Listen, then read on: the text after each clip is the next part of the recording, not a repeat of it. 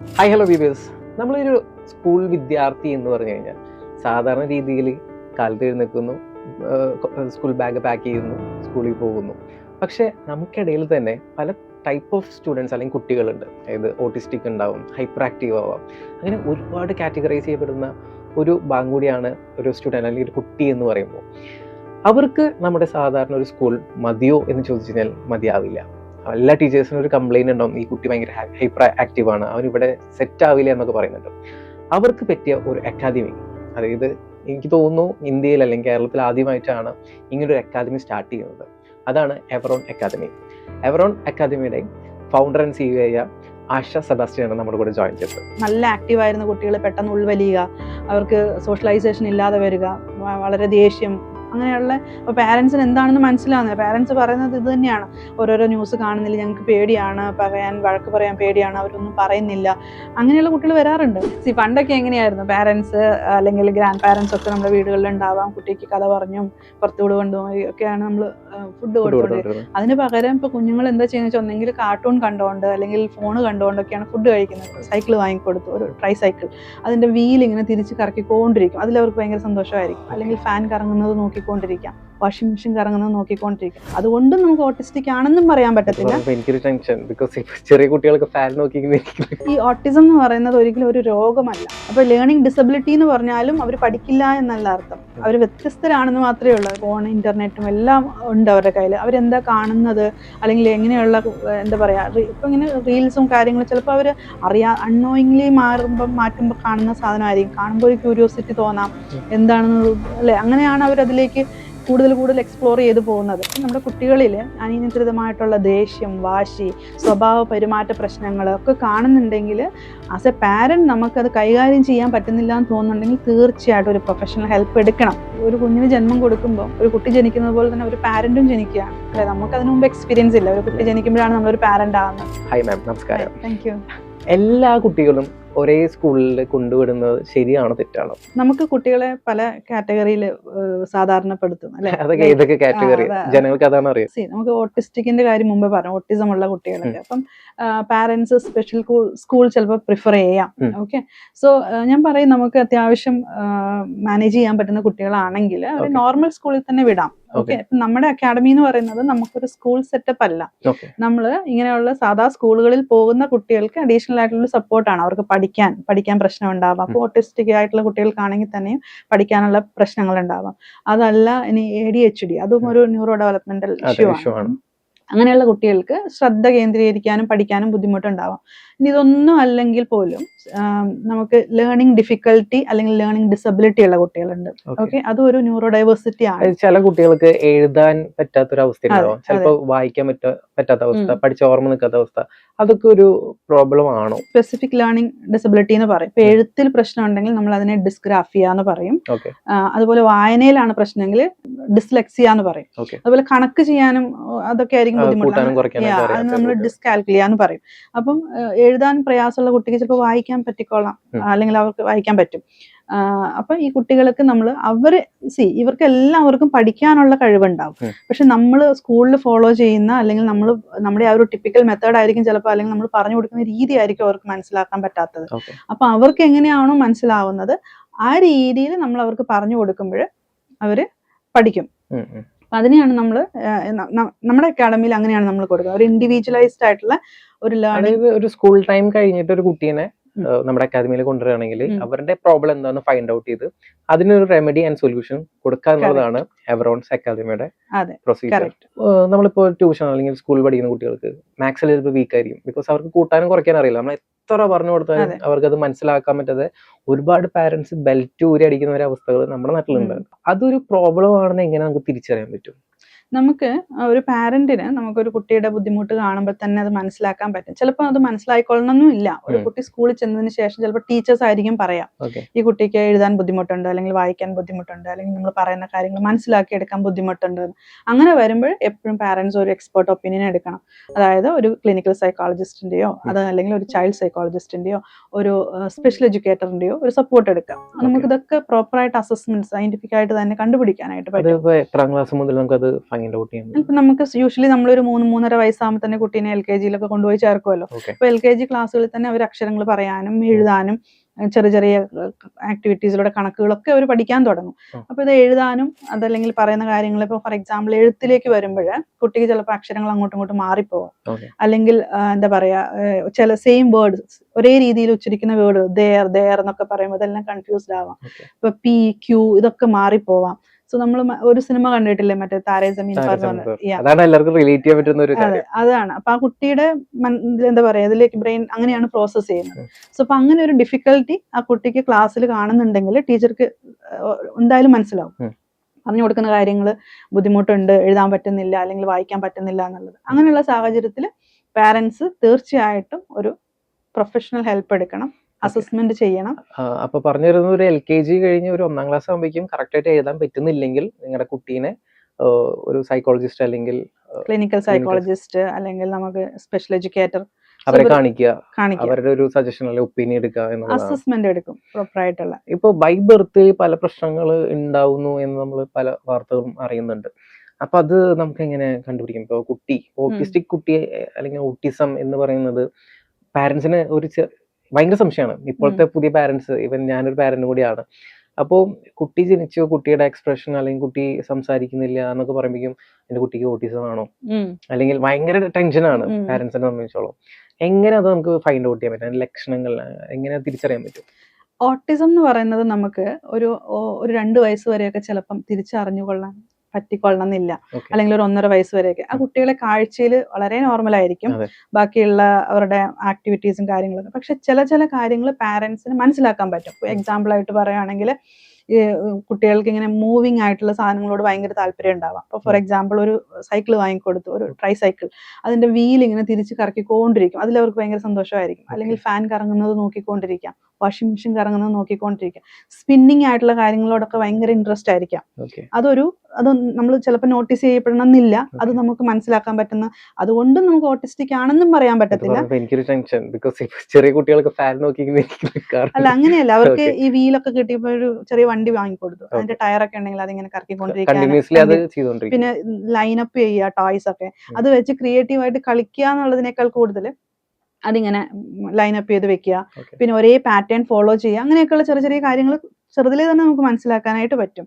പിന്നെ സ്പീച്ചാണ് നമുക്ക് ഏറ്റവും കൂടുതലായിട്ട് മനസ്സിലാക്കി തരുന്ന ഒരു വലിയ കാര്യം എന്ന് പറയുന്നത്. അതായത് സ്പീച്ച് ഡിലേ വരാം, അതല്ലെങ്കിൽ എക്കോലാലിയ എന്ന് പറയും. നമ്മൾ ഒരു കാര്യം അങ്ങോട്ട് പറഞ്ഞു, എന്താ മോന്റെ പേര് എന്ന് ചോദിച്ചാൽ കുട്ടി അത് തന്നെ തിരിച്ചു പറയും, എന്താ മോന്റെ പേര്. സോ അതായത് ആ കുട്ടിക്ക് ആ ചോദ്യം മനസ്സിലാക്കിയിട്ട് അതിന് ആൻസർ പറയാനായിട്ട് പറ്റത്തില്ല. സോ അപ്പൊ അങ്ങനെയൊക്കെയുള്ള ലക്ഷണങ്ങൾ നമുക്ക് ഓട്ടിസം ആണോ എന്ന് സംശയിക്കാം, ഉറപ്പില്ല. നമുക്കൊരു ഡോക്ടറെ കാണിക്കാം, നമുക്കൊരു ഡെവലപ്മെന്റൽ പീഡിയാട്രിഷ്യനെ കാണിക്കാം. കാണിച്ചു കഴിഞ്ഞിട്ടുണ്ടെങ്കിൽ നമുക്ക് മനസ്സിലാക്കാനായിട്ട് പറ്റും. അപ്പം പലപ്പോഴും പാരന്റ്സ്, ഇപ്പൊ ഞാൻ കഴിഞ്ഞ ദിവസം ഒരു 4 വയസ്സുള്ള ഒരു കുട്ടിയുടെ അമ്മ പറയുന്നുണ്ടായിരുന്നു, അതൊരു വീഡിയോയിൽ ഞാൻ സോഷ്യൽ മീഡിയയിൽ കണ്ടതായിരുന്നു കേട്ടോ. ആ കുട്ടീനെ 2 വർഷമായിട്ട് സ്വന്തം പേര് പറയാൻ പഠിപ്പിക്കുകയാണ്, എന്നിട്ട് ഇപ്പോഴും കുട്ടി നേരെ പറയുന്നില്ല. അപ്പൊ അമ്മ പറയുന്നത്, പേരെന്താ മോളെ എന്ന് ചോദിച്ചാൽ കുട്ടി പറയില്ല, അവളുടെ പേര് ഞാൻ പറഞ്ഞാലേ കുട്ടി തിരിച്ചു പറയുള്ളൂ. സോ വിച്ച് മീൻസ് ആ പേരെന്താണെന്ന് ചോദിക്കുമ്പോൾ നമ്മളൊരു മെസ്സേജ് റിസീവ് ചെയ്ത് അതിന് ആൻസർ പറയുക എന്നുള്ളത് ഒരു പ്രോസസ് അല്ലേ, നമ്മളൊരു ചോദ്യം കേട്ട് അതിന്. അപ്പൊ അങ്ങനെ പറ്റുന്നില്ല. അപ്പൊ ആ ചോദ്യം എന്താണോ, മോളുടെ പേരെന്താന്ന് ചോദിച്ചാൽ കുട്ടി അത് തന്നെ തിരിച്ചു പറയും. അപ്പൊ കുട്ടിയുടെ പേര് ഞാൻ പറഞ്ഞാൽ അത് തന്നെ തിരിച്ചു പറയും. അതിനെയാണ് നമ്മൾ എക്കോലാലിയ എന്ന് പറയാം. അപ്പൊ ഇതൊരു മെയിൻ ഒരു എന്താ പറയാ ഒരു സിംറ്റം ആയിട്ടൊക്കെ നമുക്ക് കണക്കാക്കാം. അതുപോലെ ചില ആക്ടിവിറ്റീസ് കാഴ്ചയിൽ നമുക്കൊരു ഓട്ടിസ്റ്റിക് കുട്ടിയെ ഒരിക്കലും ഏർലി സ്റ്റേജസിലൊന്നും ഐഡന്റിഫൈ ചെയ്യാനേ പറ്റത്തില്ല. ഈവൻ അവർ വലുതായാലും ദേ ലുക്ക് വെരി നോർമൽ, സാധാരണ കുട്ടികളെ പോലെ തന്നെ ആയിരിക്കാം. പിന്നെ ഈ ഓട്ടിസം എന്ന് പറയുന്നത് ഒരിക്കലും ഒരു രോഗമല്ല, രോഗാവസ്ഥയല്ല.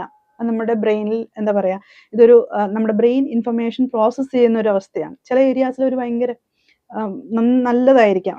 നമ്മളിപ്പോ റിയാലിറ്റി ഷോസിൽ പാട്ട് പാടുന്നവരുണ്ടാവാം, വളരെ ക്രിയേറ്റീവ് ആയിട്ടുള്ളവരുണ്ടാവാം. പക്ഷെ ചില ഏരിയാസിൽ അവർക്ക് വീക്ക് ആയിരിക്കും. അപ്പൊ എന്താന്ന് വെച്ചാൽ നമുക്ക് ട്രെയിനിങ് കൊടുക്കാൻ പറ്റും അവർക്ക്. അപ്പൊ നമുക്ക് ഏർലി ഇന്റർവെൻഷൻ ആണ് നമുക്ക് ഏറ്റവും നല്ലത്. എത്രയും നേരത്തെ നമ്മൾ കണ്ടുപിടിക്കുന്നതോ അതാണ് അവർക്ക് ഓരോരോ കാര്യങ്ങളായിട്ട് നമുക്ക് ചെയ്തു കൊടുത്ത് അവർക്ക് ട്രെയിനിങ് കൊടുത്ത് ഈവൻ സ്കൂൾ റെഡിനെസ് പ്രോഗ്രാംസ് ഒക്കെ കൊടുത്ത് അവരെ സാധാ നോർമൽ സ്കൂളിൽ കൊണ്ടുപോകാനായിട്ട് വരെ പറ്റും. അപ്പം എപ്പോഴും നല്ലത് നമുക്ക് സാധാരണ സ്കൂളിൽ തന്നെ വിടുന്നതാണ്. അപ്പൊ അവർ മറ്റു കുട്ടികളായിട്ട് ഇടപഴകാനും എന്താ പറയാ മറ്റു എല്ലാ സാഹചര്യവും ചിലർക്ക് ഹോം സ്കൂളിംഗ് ഒക്കെ പ്രിഫർ ചെയ്യാറുണ്ട്. അപ്പൊ അതിനേക്കാളൊക്കെ നല്ലത് സ്കൂളിൽ തന്നെ വിടുന്നതാണ്. കുറെ സോഷ്യലൈസേഷൻ, കുറെ കാര്യങ്ങൾ പഠിക്കാനുണ്ടല്ലോ. ഇങ്ങനെയുള്ള കുട്ടികളാണ് നമ്മൾ നമ്മുടെ അക്കാദമി, അതായത് എവറോൺ അക്കാദമിയിലേക്ക് എത്തുന്നത് പറഞ്ഞു. എങ്ങനെയാണ്, എവിടെ നിന്നാണ് എവറോൺ അക്കാദമി സ്റ്റാർട്ട് ചെയ്യാനുള്ള ഒരു ഇൻസ്പിറേഷൻ? എവറോൺ അക്കാദമി ഒരു ആക്സിഡന്റലി തുടങ്ങിയതാണെന്ന് വേണമെങ്കിൽ പറയാം. എനിക്ക് എന്റെ മോന് ഒരു ചെറിയ ഡിഫിക്കൽട്ടി ഉണ്ടായിരുന്നു, ഒരു സ്പീച്ച് ഡിലേ ഉണ്ടായിരുന്നു. സോ അത് ഓവർ ദി ഏജ് അത് ശരിയായി വന്നു, സ്പീച്ചൊക്കെ ഇമ്പ്രൂവ് ആയി. പക്ഷെ അവന് സ്കൂളിലൊക്കെ ചേർത്ത സമയത്ത് നമുക്ക് ഇതുപോലെ മനസ്സിലായി ലേണിംഗ് ഡിഫിക്കൽട്ടി ഉണ്ട് ആൾക്ക് ബേസിക്കലി ഡിസ്ഗ്രാഫിയ ഉണ്ട്.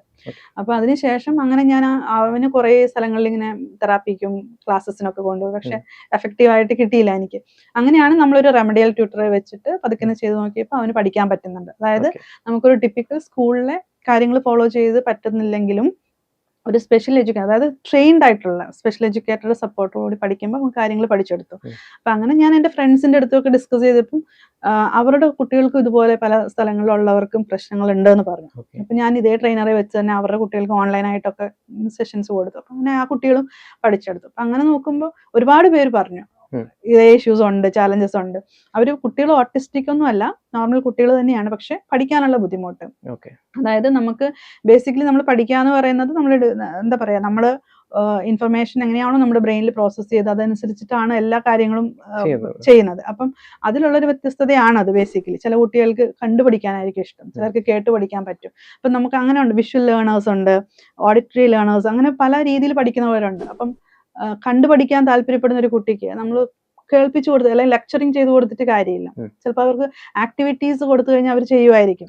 അതായത് ഇപ്പോൾ 5+5 എത്രയാണെന്ന് ചോദിച്ചാൽ പറയാൻ പറ്റാത്തൊരു കുട്ടിക്ക് ഒരു 5 ചോക്ലേറ്റ് പിന്നെ ഒരു 5 ചോക്ലേറ്റും കൊടുത്തു കഴിഞ്ഞാൽ എത്ര ഉണ്ടെന്ന് ചോദിച്ചാൽ 10 ഉണ്ടെന്ന് പറയും. അതെ, അവരത് ആക്ടിവിറ്റി ഓറിയന്റഡ് ആയിട്ട് ചെയ്യും. അപ്പൊ അതുപോലെ ഓരോ കുട്ടിക്കും അവരവർക്ക് പഠിക്കാൻ പറ്റുന്ന ഒരു രീതിയുണ്ട്. അപ്പൊ ആ രീതിയിൽ നമ്മൾ പഠിപ്പിച്ചാൽ അവർ പഠിക്കും.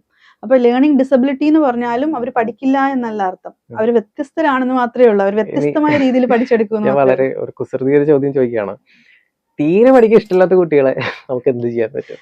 പഠിക്കാൻ താല്പര്യക്കുറവുള്ള കുട്ടികളും പഠിക്കാൻ ബുദ്ധിമുട്ടുള്ള കുട്ടികളും വ്യത്യസ്തരാണ്. അതായത് ഒരു കുട്ടിക്ക് പഠിക്കാൻ താല്പര്യമില്ല, പക്ഷെ അവന് പഠിക്കാൻ പറ്റും. അതായത് അവന് ചിലപ്പോൾ സ്കൂളിൽ പോകാൻ അല്ലെ സ്കൂളിലെ അന്തരീക്ഷം ഇഷ്ടമില്ലായിരിക്കാം, അല്ലെങ്കിൽ അവന്റെ ഫ്രണ്ട്സുമായിട്ട് ചിലപ്പോൾ അല്ലെ പഠിപ്പിക്കുന്ന ടീച്ചറിന് ഇഷ്ടമില്ല. അങ്ങനെ പല കാരണങ്ങൾ കൊണ്ട് ആ കുട്ടി പഠിക്കാത്തതായിരിക്കാം. അത് നമുക്ക് മടിയെന്നോ അല്ലെങ്കിൽ പഠിക്കാൻ അലസനാണെന്നൊക്കെ പറയാം. ആ കുട്ടിക്ക് നമ്മൾ എന്തെങ്കിലും റിവാർഡ്സോ എന്തെങ്കിലുമൊക്കെ കൊടുത്ത് മോട്ടിവേറ്റ് ചെയ്താൽ അവൻ പഠിച്ചോളും. ഓക്കെ. പക്ഷെ ലേണിംഗ് ഡിസബിലിറ്റി അല്ലെങ്കിൽ ഡിഫിക്കൽട്ടി എന്ന് പറയുന്നത് എൻറ്റയർലി ഡിഫറെന്റ് ആണ്. അവർക്ക് പറ്റുന്ന രീതിയിൽ നമ്മൾ അവരുടെ രീതിയിൽ നമ്മൾ പഠിപ്പിച്ചു കൊടുക്കുമ്പോൾ അവർ പഠിക്കും. സോ അതിന് നമുക്കൊരു ഇന്റർവെൻഷൻ ആവശ്യമാണ്, ഒരു ട്രെയിൻഡ് ആയിട്ടുള്ള ഒരു ടീച്ചറിന്റെ സഹായം അവിടെ ആവശ്യമാണ്. അപ്പൊ നിങ്ങളുടെ സ്ഥാപനം എവിടെയാണ്? നമ്മള് എളമക്കരയിലാണ്, ഇടപ്പള്ളി അടുത്ത്. അപ്പൊ ഇവിടെ വന്ന് ഫിസിക്കലി ആ കുട്ടി ഇവിടേക്ക് എത്തണോ അതോ ഓൺലൈൻ ആയിട്ട്? രണ്ട് രീതിയിലും ഉണ്ട്. ഇപ്പൊ നമുക്ക് എബ്രോഡ് ഒക്കെ ഉള്ള കുട്ടികളുണ്ട്, അവരൊക്കെ കംപ്ലീറ്റ്ലി ഓൺലൈൻ ആയിട്ടാണ് സെഷൻ അറ്റൻഡ് ചെയ്യുന്നത്. അതല്ലാതെ ഡയറക്റ്റ് ആയിട്ടും വരുന്നുണ്ട്. അപ്പൊ നമ്മൾ സ്പെഷ്യൽ എഡ്യൂക്കേഷൻ അത് കുട്ടിയുടെ ലെവൽ നോക്കിയിട്ടാണ് നമ്മൾ ഓരോ സർവീസ് ഇൻഡിവിജ്വലൈസ്ഡ് ആണ്, 1-to-1 സെഷൻ ആണ്. അപ്പൊ എന്റെ കുട്ടിയുടെ ബുദ്ധിമുട്ടായിരിക്കണം എന്നില്ല അടുത്ത കുട്ടിക്ക്. അപ്പൊ ഒരേ മെത്തഡോളജി ഒരേ സാധനം രണ്ടുപേർക്കും രണ്ടുപേരും 7ാം ക്ലാസ്സിൽ പഠിക്കുന്നതാണെങ്കിൽ പോലും പറ്റത്തില്ല. അപ്പൊ ഓരോ കുട്ടിയുടെയും നീഡും അവരുടെ ലെവലും അവർക്ക് വേണ്ടുന്ന കാര്യവും മനസ്സിലാക്കിയതിന് ശേഷം ആ കുട്ടിക്ക് വേണ്ടുന്ന അതിന് നമ്മൾ ഇൻഡിവിജ്വലൈസ്ഡ് എഡ്യൂക്കേഷൻ പ്ലാൻ ഉണ്ടാക്കും ഓരോ കുട്ടിക്കും. അതനുസരിച്ചിട്ട് 1-to-1 ആയിട്ടാണ് സെഷൻ കൊണ്ടുപോകുന്നത്. കുട്ടികൾക്കുള്ളിൽ ഇപ്പോൾ ഭയങ്കര ഒരു അഡിക്ഷൻ നടക്കുന്നുണ്ട്. അതായത് ഫോൺ, TV, പല രീതിയിലുള്ള അഡിക്ഷൻസ് ആണ് ഇപ്പൊ നമുക്ക് ചെറിയ കുട്ടികളിൽ കണ്ടുകൊണ്ടിരിക്കുന്നത്. നമ്മുടെ ഒരു കാലഘട്ടത്തിൽ 90s കിഡ്സ് അല്ലെങ്കിൽ 80s കിഡ്സിന്റെ പ്രശ്നം, അവർക്ക് ആ സമയത്ത് ഫോൺ ഉണ്ടായിരുന്നില്ല. പാടത്തും പറമ്പത്തും കളിക്കാൻ വരിക ഒരു നല്ലൊരു പാരന്റിങ് ആയിരുന്നു എന്ന് വേണമെങ്കിൽ പറയാം. ഇന്ന് ഈ കാലഘട്ടത്തിൽ എല്ലാവരും വർക്ക് ഫ്രം ഹോം ആണ്, എല്ലാവർക്കും മൊബൈൽ ഫോൺ വേണം, എല്ലാവർക്കും ലാപ്ടോപ്പ് വേണം, ഡിജിറ്റലൈസ് ആയിട്ട് നടക്കുന്ന ഒരു കാലഘട്ടത്തിലാണ് നമ്മൾ പോയിക്കൊണ്ടിരിക്കുന്നത്. 2026 വരുന്ന കാലഘട്ടത്തിൽ എന്തൊക്കെ മാറുമെന്നും പറയാൻ പറ്റില്ല. അപ്പൊ ഈ കുട്ടികളുടെ കാര്യത്തില് പാരന്റ്സ് എങ്ങനെയൊക്കെ വിചാരിച്ചാലും ഫോൺ അഡിക്ഷൻ മാറ്റാനോ അല്ലെങ്കിൽ ഒരു സ്ക്രീൻ ടൈം കുറയ്ക്കാൻ പറ്റുന്നില്ല. അതൊരു പ്രോബ്ലം ആണോ ആക്ച്വലി? തീർച്ചയായിട്ടും. ഇപ്പൊ നമ്മുടെ ഈ സമ്മർ വെക്കേഷൻ കാലത്ത് നമ്മുടെ സെന്റർ ഒരു ഡീറ്റോക്സ് സെന്റർ ആയിരുന്നു, digital detox centre. Seriously. So ഒത്തിരി കുട്ടികൾ ഈ പറഞ്ഞ പ്രോബ്ലം ആയിട്ട് വന്നിട്ടുണ്ടായിരുന്നു. ഇത് മറ്റേതൊരു അഡിക്ഷൻ പോലെ തന്നെയുള്ള ഒരു അഡിക്ഷൻ ആണ് ഇത്. സോ നമ്മളിപ്പോ ഒരു എന്താ പറയാ, വേറെ ഏതെങ്കിലും ഒരു അഡിക്ഷൻ ഉള്ള ഒരാൾക്ക് നമ്മൾ എങ്ങനെയാണോ ഒരു ഡി അഡിക്ഷൻ സെന്ററിൽ സർവീസ് കൊടുക്കുന്നത്, സെയിം മെത്തേഡാണ് നമ്മൾ ഇവിടെയും ഉപയോഗിക്കുന്നത്. അപ്പോൾ ഫോർ എക്സാമ്പിൾ ആയിട്ട് പറയുന്നത്, ഒരു ദിവസം 7 മണിക്കൂർ ഫോൺ നോക്കുന്ന ഒരു കുട്ടിക്ക് ഒറ്റയടിക്ക് നമ്മൾ അവന്റെ ഫോൺ മേടിച്ച് മാറ്റി വെക്കാനായിട്ട് ശ്രമിക്കുകയേ ചെയ്യരുത്. എല്ലാ പാരന്റ്സിന്റെ അതാണ്. ആ ഫോൺ മേടിച്ചു അപ്പൊ അവൻ ഭയങ്കര പ്രൊവോക്ഡ് ആവും, ഭയങ്കര അവന് തന്നെ കൺട്രോൾ ചെയ്യാൻ പറ്റത്തില്ല. കഴിഞ്ഞ ദിവസം ശ്രദ്ധിച്ചിരുന്നില്ലേ, ഒരു ബിൽഡിങ്ങിന്റെ മേലെ കയറി നിന്നിട്ട് 10 വയസ്സുകാരൻ താഴേക്ക് ചാടുമെന്ന് പറഞ്ഞത് ചെയ്തു. അപ്പം അത് നമ്മൾ കൺട്രോൾ ചെയ്ത് കൊണ്ടുവരണം. അപ്പൊ 7 മണിക്കൂർ എന്നുള്ളത് 6.5 മണിക്കൂറാക്കുക, 6 ആക്കുക. അപ്പൊ പകരം നമ്മൾ അവർക്ക് എന്തെങ്കിലും ആക്ടിവിറ്റി കൂടെ കൊടുക്കണം. അപ്പൊ നമ്മുടെ സെന്ററിൽ നമ്മൾ അങ്ങനെയാണ്, ചെറിയ കുട്ടികളൊക്കെ ആണെങ്കിൽ ബിഹേവിയർ തെറാപ്പീസ് കൊടുക്കും. ഇപ്പൊ ഒരു ടീനേജേഴ്സ് ഒക്കെ ആകുമ്പോൾ നമുക്ക് തെറാപ്പീസ് കൊടുക്കുമ്പം അതിന് കുറച്ച് പരിമിതികളൊക്കെ ഉണ്ട്, ആക്ടിവിറ്റീസ് ഒക്കെ. അപ്പൊ നമ്മൾ കൗൺസിലിംഗും കൂടെ കൊടുത്ത് പകരം അവർക്കൊരു ഗോൾ സെറ്റ് ചെയ്ത്, ഒരു റൊട്ടീൻ സെറ്റ് ചെയ്ത്, ഒരു ഡേ എങ്ങനെ സ്റ്റാർട്ട് ചെയ്യണം, എന്തൊക്കെ കാര്യങ്ങൾ ചെയ്യണം. അപ്പൊ അതേപോലെ ഒരു സപ്പോർട്ട് സിസ്റ്റം വീട്ടിലും ഉണ്ടായിരിക്കണം. അവനെ മോണിറ്റർ ചെയ്യാനും സപ്പോർട്ട് ചെയ്യാനും റിവാർഡ് ചെയ്യാനും അവനെ എൻകറേജ് ചെയ്യാനും ഫാമിലിയിലും അവനെ ചുറ്റിരിക്കുന്ന എല്ലാവരും ഉണ്ടെങ്കിൽ മാത്രമേ ഈ ഒരു അഡിക്ഷനിൽ നമുക്ക് പുറത്തു കൊണ്ടുവരാനായിട്ട് പറ്റുള്ളൂ. ഒപ്പം തന്നെ നമ്മൾ ഫോൺ ആസ് എ പാരന്റ് നമ്മൾ ഫോൺ നോക്കിയിരുന്നിട്ട് കുട്ടിയോട് ഫോൺ നോക്കലടാ, പോയിരുന്നു പഠിക്കടാ എന്ന് പറയുന്നത് ഒരിക്കലും പ്രായോഗികമായിട്ടുള്ള ഒരു കാര്യമല്ല. ഫാമിലിയിൽ നല്ലൊരു ക്വാളിറ്റി സമയം ഉണ്ടായിരിക്കണം. കുട്ടികളുടെ കൂടെ എന്താ ഒരു ഫുഡ് കഴിക്കുന്ന സമയം ഒരു ഡൈനിങ് ടേബിളിൽ നിന്ന് ഒന്നിച്ചൊരു 1/2 മണിക്കൂർ 1 മണിക്കൂറെങ്കിലും ചെലവഴിക്കണം. അതെ, ഒരു 1/2 മണിക്കൂറെങ്കിലും അവരുടെ കൂടെ ചെലവഴിക്കുക, അവരുടെ കൂടെ പുറത്തു പോവുക, അവരുടെ കൂടെ ഒരു പുറത്തു പോയി ഭക്ഷണം കഴിക്കുക. അങ്ങനെ അവർക്ക് എന്താ പറയാ, അവരുടെ കൂടെ ക്വാളിറ്റി സമയം ചെലവഴിക്കുക. നമ്മളെല്ലാവരും തന്നെ വർക്ക് ഫ്രം ഹോം ഉണ്ടാവും, അല്ലെങ്കിൽ നമുക്ക് എന്തെങ്കിലുമൊക്കെ ലേറ്റ് മീറ്റിംഗ്സും കാര്യങ്ങളൊക്കെ ഉണ്ടാവും. എന്നിരുന്നാൽ പോലും എല്ലാ ദിവസവും നമ്മളൊരു 1/2 മണിക്കൂറെങ്കിലും നമ്മുടെ കുട്ടികൾക്ക് വേണ്ടിയിട്ട്, ആഫ്റ്റർ ഓൾ നമ്മൾ വർക്ക് ചെയ്യുന്നതും ബാക്കി ചെയ്യുന്നതും എല്ലാം കുട്ടികൾക്ക് വേണ്ടിയിട്ടാണല്ലോ നമ്മൾ പറയാം. അപ്പൊ അങ്ങനെ ഒരു ക്വാളിറ്റി സമയം നമ്മൾ അവർക്ക് എന്തായാലും കൊടുക്കണം. അതുപോലെ നല്ല ഒരു ആരോഗ്യകരമായിട്ടുള്ള ഒരു ഡിജിറ്റൽ ശീലം വളർത്തിക്കൊണ്ടുവരാനായിട്ട് പാരന്റ്സിന് നല്ല റോളുണ്ട്. എന്തൊക്കെയാണ് ആ ഒരു കാര്യങ്ങൾ? അതായത് നമ്മൾ കൃത്യമായിട്ട് ഈ പറഞ്ഞതുപോലെ ഇപ്പൊ നമുക്ക് മാനേജ് ചെയ്യാൻ പറ്റുന്നില്ലെങ്കിൽ ഒരു പ്രൊഫഷണൽ ഹെൽപ്പ് എടുക്കാം. ഇതുപോലുള്ള സെന്ററുകളിൽ പോയിട്ട് എങ്ങനെയാണെന്നുള്ള ഒരു റൊട്ടീനൊക്കെ സെറ്റ് ചെയ്ത് ഗോൾ സെറ്റ് ചെയ്ത് തരും. അപ്പൊ അത് വീട്ടിൽ അതേ രീതിയിൽ നമ്മൾ ഫോളോ ചെയ്യണം. അവനിപ്പോൾ ചെറിയ ചെറിയ കാര്യങ്ങൾ അവൻ അച്ചീവ് ചെയ്ത് അവനെ അപ്രിഷിയേറ്റ് ചെയ്യുക, അല്ലെങ്കിൽ അവനെ റിവാർഡ് ചെയ്യുക, അവനെ മോട്ടിവേറ്റ് ചെയ്യുക. അപ്പോൾ ഓട്ടോമാറ്റിക്കലി അവൻ ഈ പറഞ്ഞതുപോലെ സമയം കുറച്ച് മറ്റു കാര്യങ്ങളിലേക്ക് ഇൻവോൾവ് ആവുന്ന പോലെ ഫിസിക്കൽ ആക്ടിവിറ്റീസ് ഉണ്ടായിരിക്കുക എന്നുള്ളത് വലിയൊരു കാര്യമാണ്. അതായത് ഔട്ട്ഡോർ കളികൾ. എന്നാൽ നമുക്ക് നമ്മുടെ എനർജി ഒക്കെ, നമ്മൾ ഇങ്ങനെ ജങ്ക് ഫുഡൊക്കെ കഴിച്ചിട്ട് ഇങ്ങനെ വീട്ടിലിങ്ങനെ ഇരുന്ന് ഫോൺ നോക്കിക്കൊണ്ടിരിക്കുമ്പോൾ ഒരുപാട് എനർജി ഉണ്ട് കുട്ടികൾക്ക്. അപ്പൊ അതൊക്കെ ഒന്ന് ബേൺ ഔട്ട് ആവുന്ന രീതിയിലുള്ള കളികൾ, ഫുട്ബോളോ കൂടുതൽ കൊടുക്കുക. അങ്ങനെ അതുപോലെ കുറച്ച് നല്ല സമയം വീട്ടിൽ ചെലവഴിക്കുക. അങ്ങനെയൊക്കെ നമുക്ക് കുട്ടികളെ ഇതൊന്ന് മാറ്റിയെടുക്കാനായിട്ട് പറ്റത്തുള്ളൂ. ഇപ്പൊ നമ്മുടെ കുട്ടികൾക്ക് ഇപ്പോ ജനിച്ചു വീഴുന്ന ഒരു 6 മാസം കഴിഞ്ഞിട്ട് ഫുഡ് കൊടുത്തു തുടങ്ങും. കൊടുത്തു തുടങ്ങുമ്പോൾ തന്നെ അമ്മമാരെ ഇപ്പൊ ഫോൺ വെച്ചിട്ടാണ് കൊടുത്തോണ്ടിരിക്കുന്നത്. അത് അവിടെ നിന്നാണ് നമ്മുടെ ഈ ഫോൺ അഡിക്ഷൻ സ്റ്റാർട്ട് ആവുന്നത്. ഫുഡും ഫോണും ഒന്നിച്ചാണ് കൊടുക്കുന്നത്. പണ്ടൊക്കെ എങ്ങനെയായിരുന്നു, പാരന്റ്സ് അല്ലെങ്കിൽ ഗ്രാൻഡ് പാരന്റ്സ് ഒക്കെ നമ്മുടെ വീടുകളിൽ ഉണ്ടാവാം, കുട്ടിക്ക് കഥ പറഞ്ഞും പുറത്തുകൂടെ കൊണ്ടുപോയി ഒക്കെയാണ് നമ്മൾ ഫുഡ് കൊടുത്തോണ്ടിരുന്നത്. അതിന് പകരം ഇപ്പൊ കുഞ്ഞുങ്ങൾ എന്താ ചെയ്യുന്ന വെച്ചാൽ ഒന്നെങ്കിൽ കാർട്ടൂൺ കണ്ടുകൊണ്ട് അല്ലെങ്കിൽ ഫോൺ കണ്ടുകൊണ്ടൊക്കെയാണ് ഫുഡ് കഴിക്കുന്നത്. അത് വളരെ അനാരോഗ്യകരമായിട്ടുള്ള ഒരു കാര്യമാണ്. അതായത് കുട്ടി എത്രമാത്രം കഴിക്കേണ്ടതെന്ന് കുട്ടിക്ക് അറിയുന്നില്ല, എന്താണ് ആ ഫുഡിന്റെ ടെക്സ്ചർ എന്ന് അറിയുന്നില്ല, അതിന്റെ സ്മെൽ എന്താണെന്ന് അറിയുന്നില്ല, ടേസ്റ്റ് അറിയുന്നില്ല. കുട്ടി കൊടുക്കുന്നത് അത്രയും കഴിക്കും. കാരണം കുട്ടി അതിൽ ഫോക്കസ് ചെയ്തുകൊണ്ടിരിക്കുന്നത് കാർട്ടൂണിലോ അല്ലെങ്കിൽ ആ ഒരു റീൽസിലൊക്കെയാണ്. ഫുഡ് കൊടുക്കുന്നത് നിർത്തി കഴിഞ്ഞാൽ ചിലപ്പോൾ ഫോൺ പോകുന്നുള്ള പേടിയും കൂടി ഉണ്ടാവും. അതെ, പിന്നെ അമ്മയെ നോക്കുമ്പോൾ അമ്മയ്ക്ക് സന്തോഷമാണ്, കൊടുത്തത് മുഴുവനും കഴിച്ചു. അമ്മമാരെ സംബന്ധിച്ചിടത്തോളം കൊടുക്കുന്നത്ര ഫുഡ് കഴിക്കുക എന്നുള്ളത് അവർക്ക് ഭയങ്കര സന്തോഷമാണ്. ഓക്കെ, കുട്ടി കഴിച്ചു. പക്ഷെ അത് ഇങ്ങനെയുള്ള എന്താ പറയാ അൺഹെൽത്തി ആയിട്ടുള്ള ഹാബിറ്റ് വളർത്തിയെടുക്കുകയാണ് ശരിക്കും ചെയ്യുന്നത്. ഇപ്പൊ ഫോൺ ഇല്ലാതെ കുട്ടി കഴിക്കുന്നില്ല എന്ന് പറഞ്ഞാൽ നമ്മൾ ഫോൺ വെച്ച് കൊടുക്കരുത്.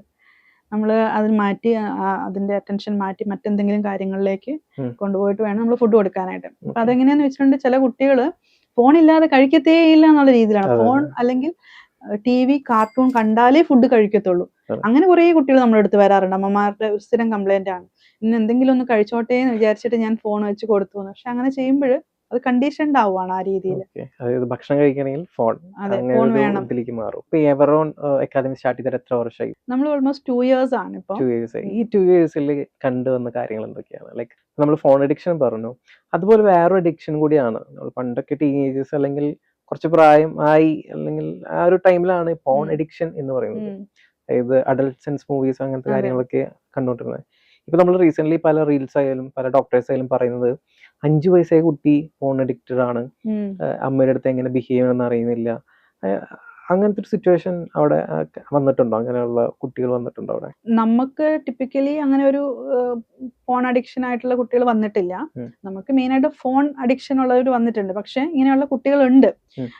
അതോ ഇനി അത് താങ്കൾ- പാരന്റ്സിന്റെ ശ്രദ്ധയിൽ പെടാത്ത കാര്യമാണോ എന്ന് അറിയില്ല. കാരണം താങ്കൾ സൈക്കോളജിസ്റ്റും കൂടി ആയതുകൊണ്ടാണ് ഞാൻ ചോദിച്ചത്. അതെ, കുട്ടികളുടെ അവൈലബിൾ ആണ് എല്ലാ ഗാഡ്ജറ്റും, ഫോൺ, ഇന്റർനെറ്റും എല്ലാം ഉണ്ട് അവരുടെ കയ്യിൽ. അവരെന്താ കാണുന്നത്, അല്ലെങ്കിൽ എങ്ങനെയുള്ള എന്താ പറയാ, ഇപ്പൊ ഇങ്ങനെ റീൽസും കാര്യങ്ങളും ചിലപ്പോൾ അവർ അൺനോയിങ്ലി മാറ്റുമ്പോൾ കാണുന്ന സാധനമായിരിക്കും. കാണുമ്പോൾ ഒരു ക്യൂരിയോസിറ്റി തോന്നാം, എന്താണെന്ന് അല്ലെ, അങ്ങനെയാണ് അവർ അതിലേക്ക് കൂടുതൽ എക്സ്പ്ലോർ ചെയ്ത് പോകുന്നത്. സോ പിന്നെ അവരുടെ പിയർ ഫ്രണ്ട്സിന്റെ ഒക്കെ ഒരു എന്താ പറയുക ഇൻഫ്ലുവൻസും കാര്യങ്ങളും ഒക്കെ ഉണ്ടാവും. അപ്പൊ എപ്പോഴും നമ്മൾ പാരന്റ്സ് ആണ് അത് ശ്രദ്ധിക്കേണ്ടത്. എന്താണ് ഇപ്പൊ നമ്മൾ ഈ ഒരു ഡിജിറ്റൽ കാലഘട്ടത്തിൽ കുട്ടിക്ക് ഫോൺ കൊടുക്കരുതെന്ന് പറയാനേ പറ്റത്തില്ല, അല്ലെങ്കിൽ അങ്ങനെ ഒരു എക്സ്പോഷറേ കിട്ടാൻ പാടില്ല എന്നല്ല നമ്മൾ ഉദ്ദേശിക്കുന്നത്. അത് വളരെയധികം ശ്രദ്ധിച്ച് എന്താണ് കുട്ടി കാണുന്നത്, എത്ര സമയം കാണുന്നുണ്ട്, ഇതൊക്കെ നമുക്ക് എന്താ പറയാ ഓട്ടോമാറ്റിക്കലി നമുക്ക് കൺട്രോൾ ചെയ്യാനായിട്ടും പറ്റും. പാരന്റൽ കൺട്രോൾ കൊണ്ടുവരാനായിട്ട് പറ്റും. എത്ര സമയം കൊടുക്കുക, 2 മണിക്കൂറെങ്കിൽ 2 മണിക്കൂർ, എന്താണ് കാണുന്നത്, അൺവാണ്ടഡ് ആയിട്ടുള്ള സാധനങ്ങൾ കാണുന്നുണ്ടോ, അങ്ങനെ കംപ്ലീറ്റ്ലി പാരന്റിന്റെ ഒരു ഗൈഡൻസോട് കൂടി തന്നെ കാണാൻ ഉറപ്പുവരുത്തുക. സോഷ്യൽ മീഡിയ ആണോ ഈ കുട്ടികളെ വഴിതെറ്റിക്കുന്നത്? വഴി തെറ്റിക്കുന്നത് നമുക്ക് പറയാൻ പറ്റത്തില്ല. നമുക്കറിയാലോ സോഷ്യൽ മീഡിയയിൽ നല്ലതുമുണ്ട് ചീത്തയുമുണ്ട്, പലതുമുണ്ട്. പക്ഷെ കുട്ടികളാവുമ്പോൾ ഏതാണ് നല്ലത് ഏതാണ് ചീത്ത എന്നുള്ളത് അവർക്ക് മനസ്സിലാവത്തില്ല, അല്ലെ? അപ്പൊ അവർക്ക് നോക്കുമ്പോൾ ഫാന്റസി ആയിട്ട് തോന്നുന്ന കാര്യങ്ങൾ ഉണ്ടായിരിക്കാം, അതല്ലെങ്കിൽ എന്താ പറയാ ക്യൂരിയസ് ആയിരിക്കാം, അവരുടെ ഈ ഒരു അഡോളസന്റ് ഏജ് എന്നൊക്കെ പറയുമ്പോൾ. അപ്പൊ അതായിരിക്കും മിക്കവാറും അവരെ അങ്ങനെയുള്ള ശീലങ്ങളിലേക്ക് അല്ലെങ്കിൽ അങ്ങനെയുള്ള അഡിക്ഷനിലേക്കൊക്കെ കൊണ്ടുപോകുന്നത്. അത് അവരുടെ മെന്റൽ ഹെൽത്തിനെയും അതുപോലെ സ്വഭാവ പ്രശ്നങ്ങളെയും ഒക്കെ വളരെ സാരമായിട്ട് ബാധിക്കുന്ന കാര്യങ്ങൾ തന്നെയാണ്. അതെങ്ങനെ, എവിടെ, എപ്പോൾ എന്നുള്ളതിന് അവർക്ക് യാതൊരു അവയർനെസ്സും ഉണ്ടാവത്തില്ല.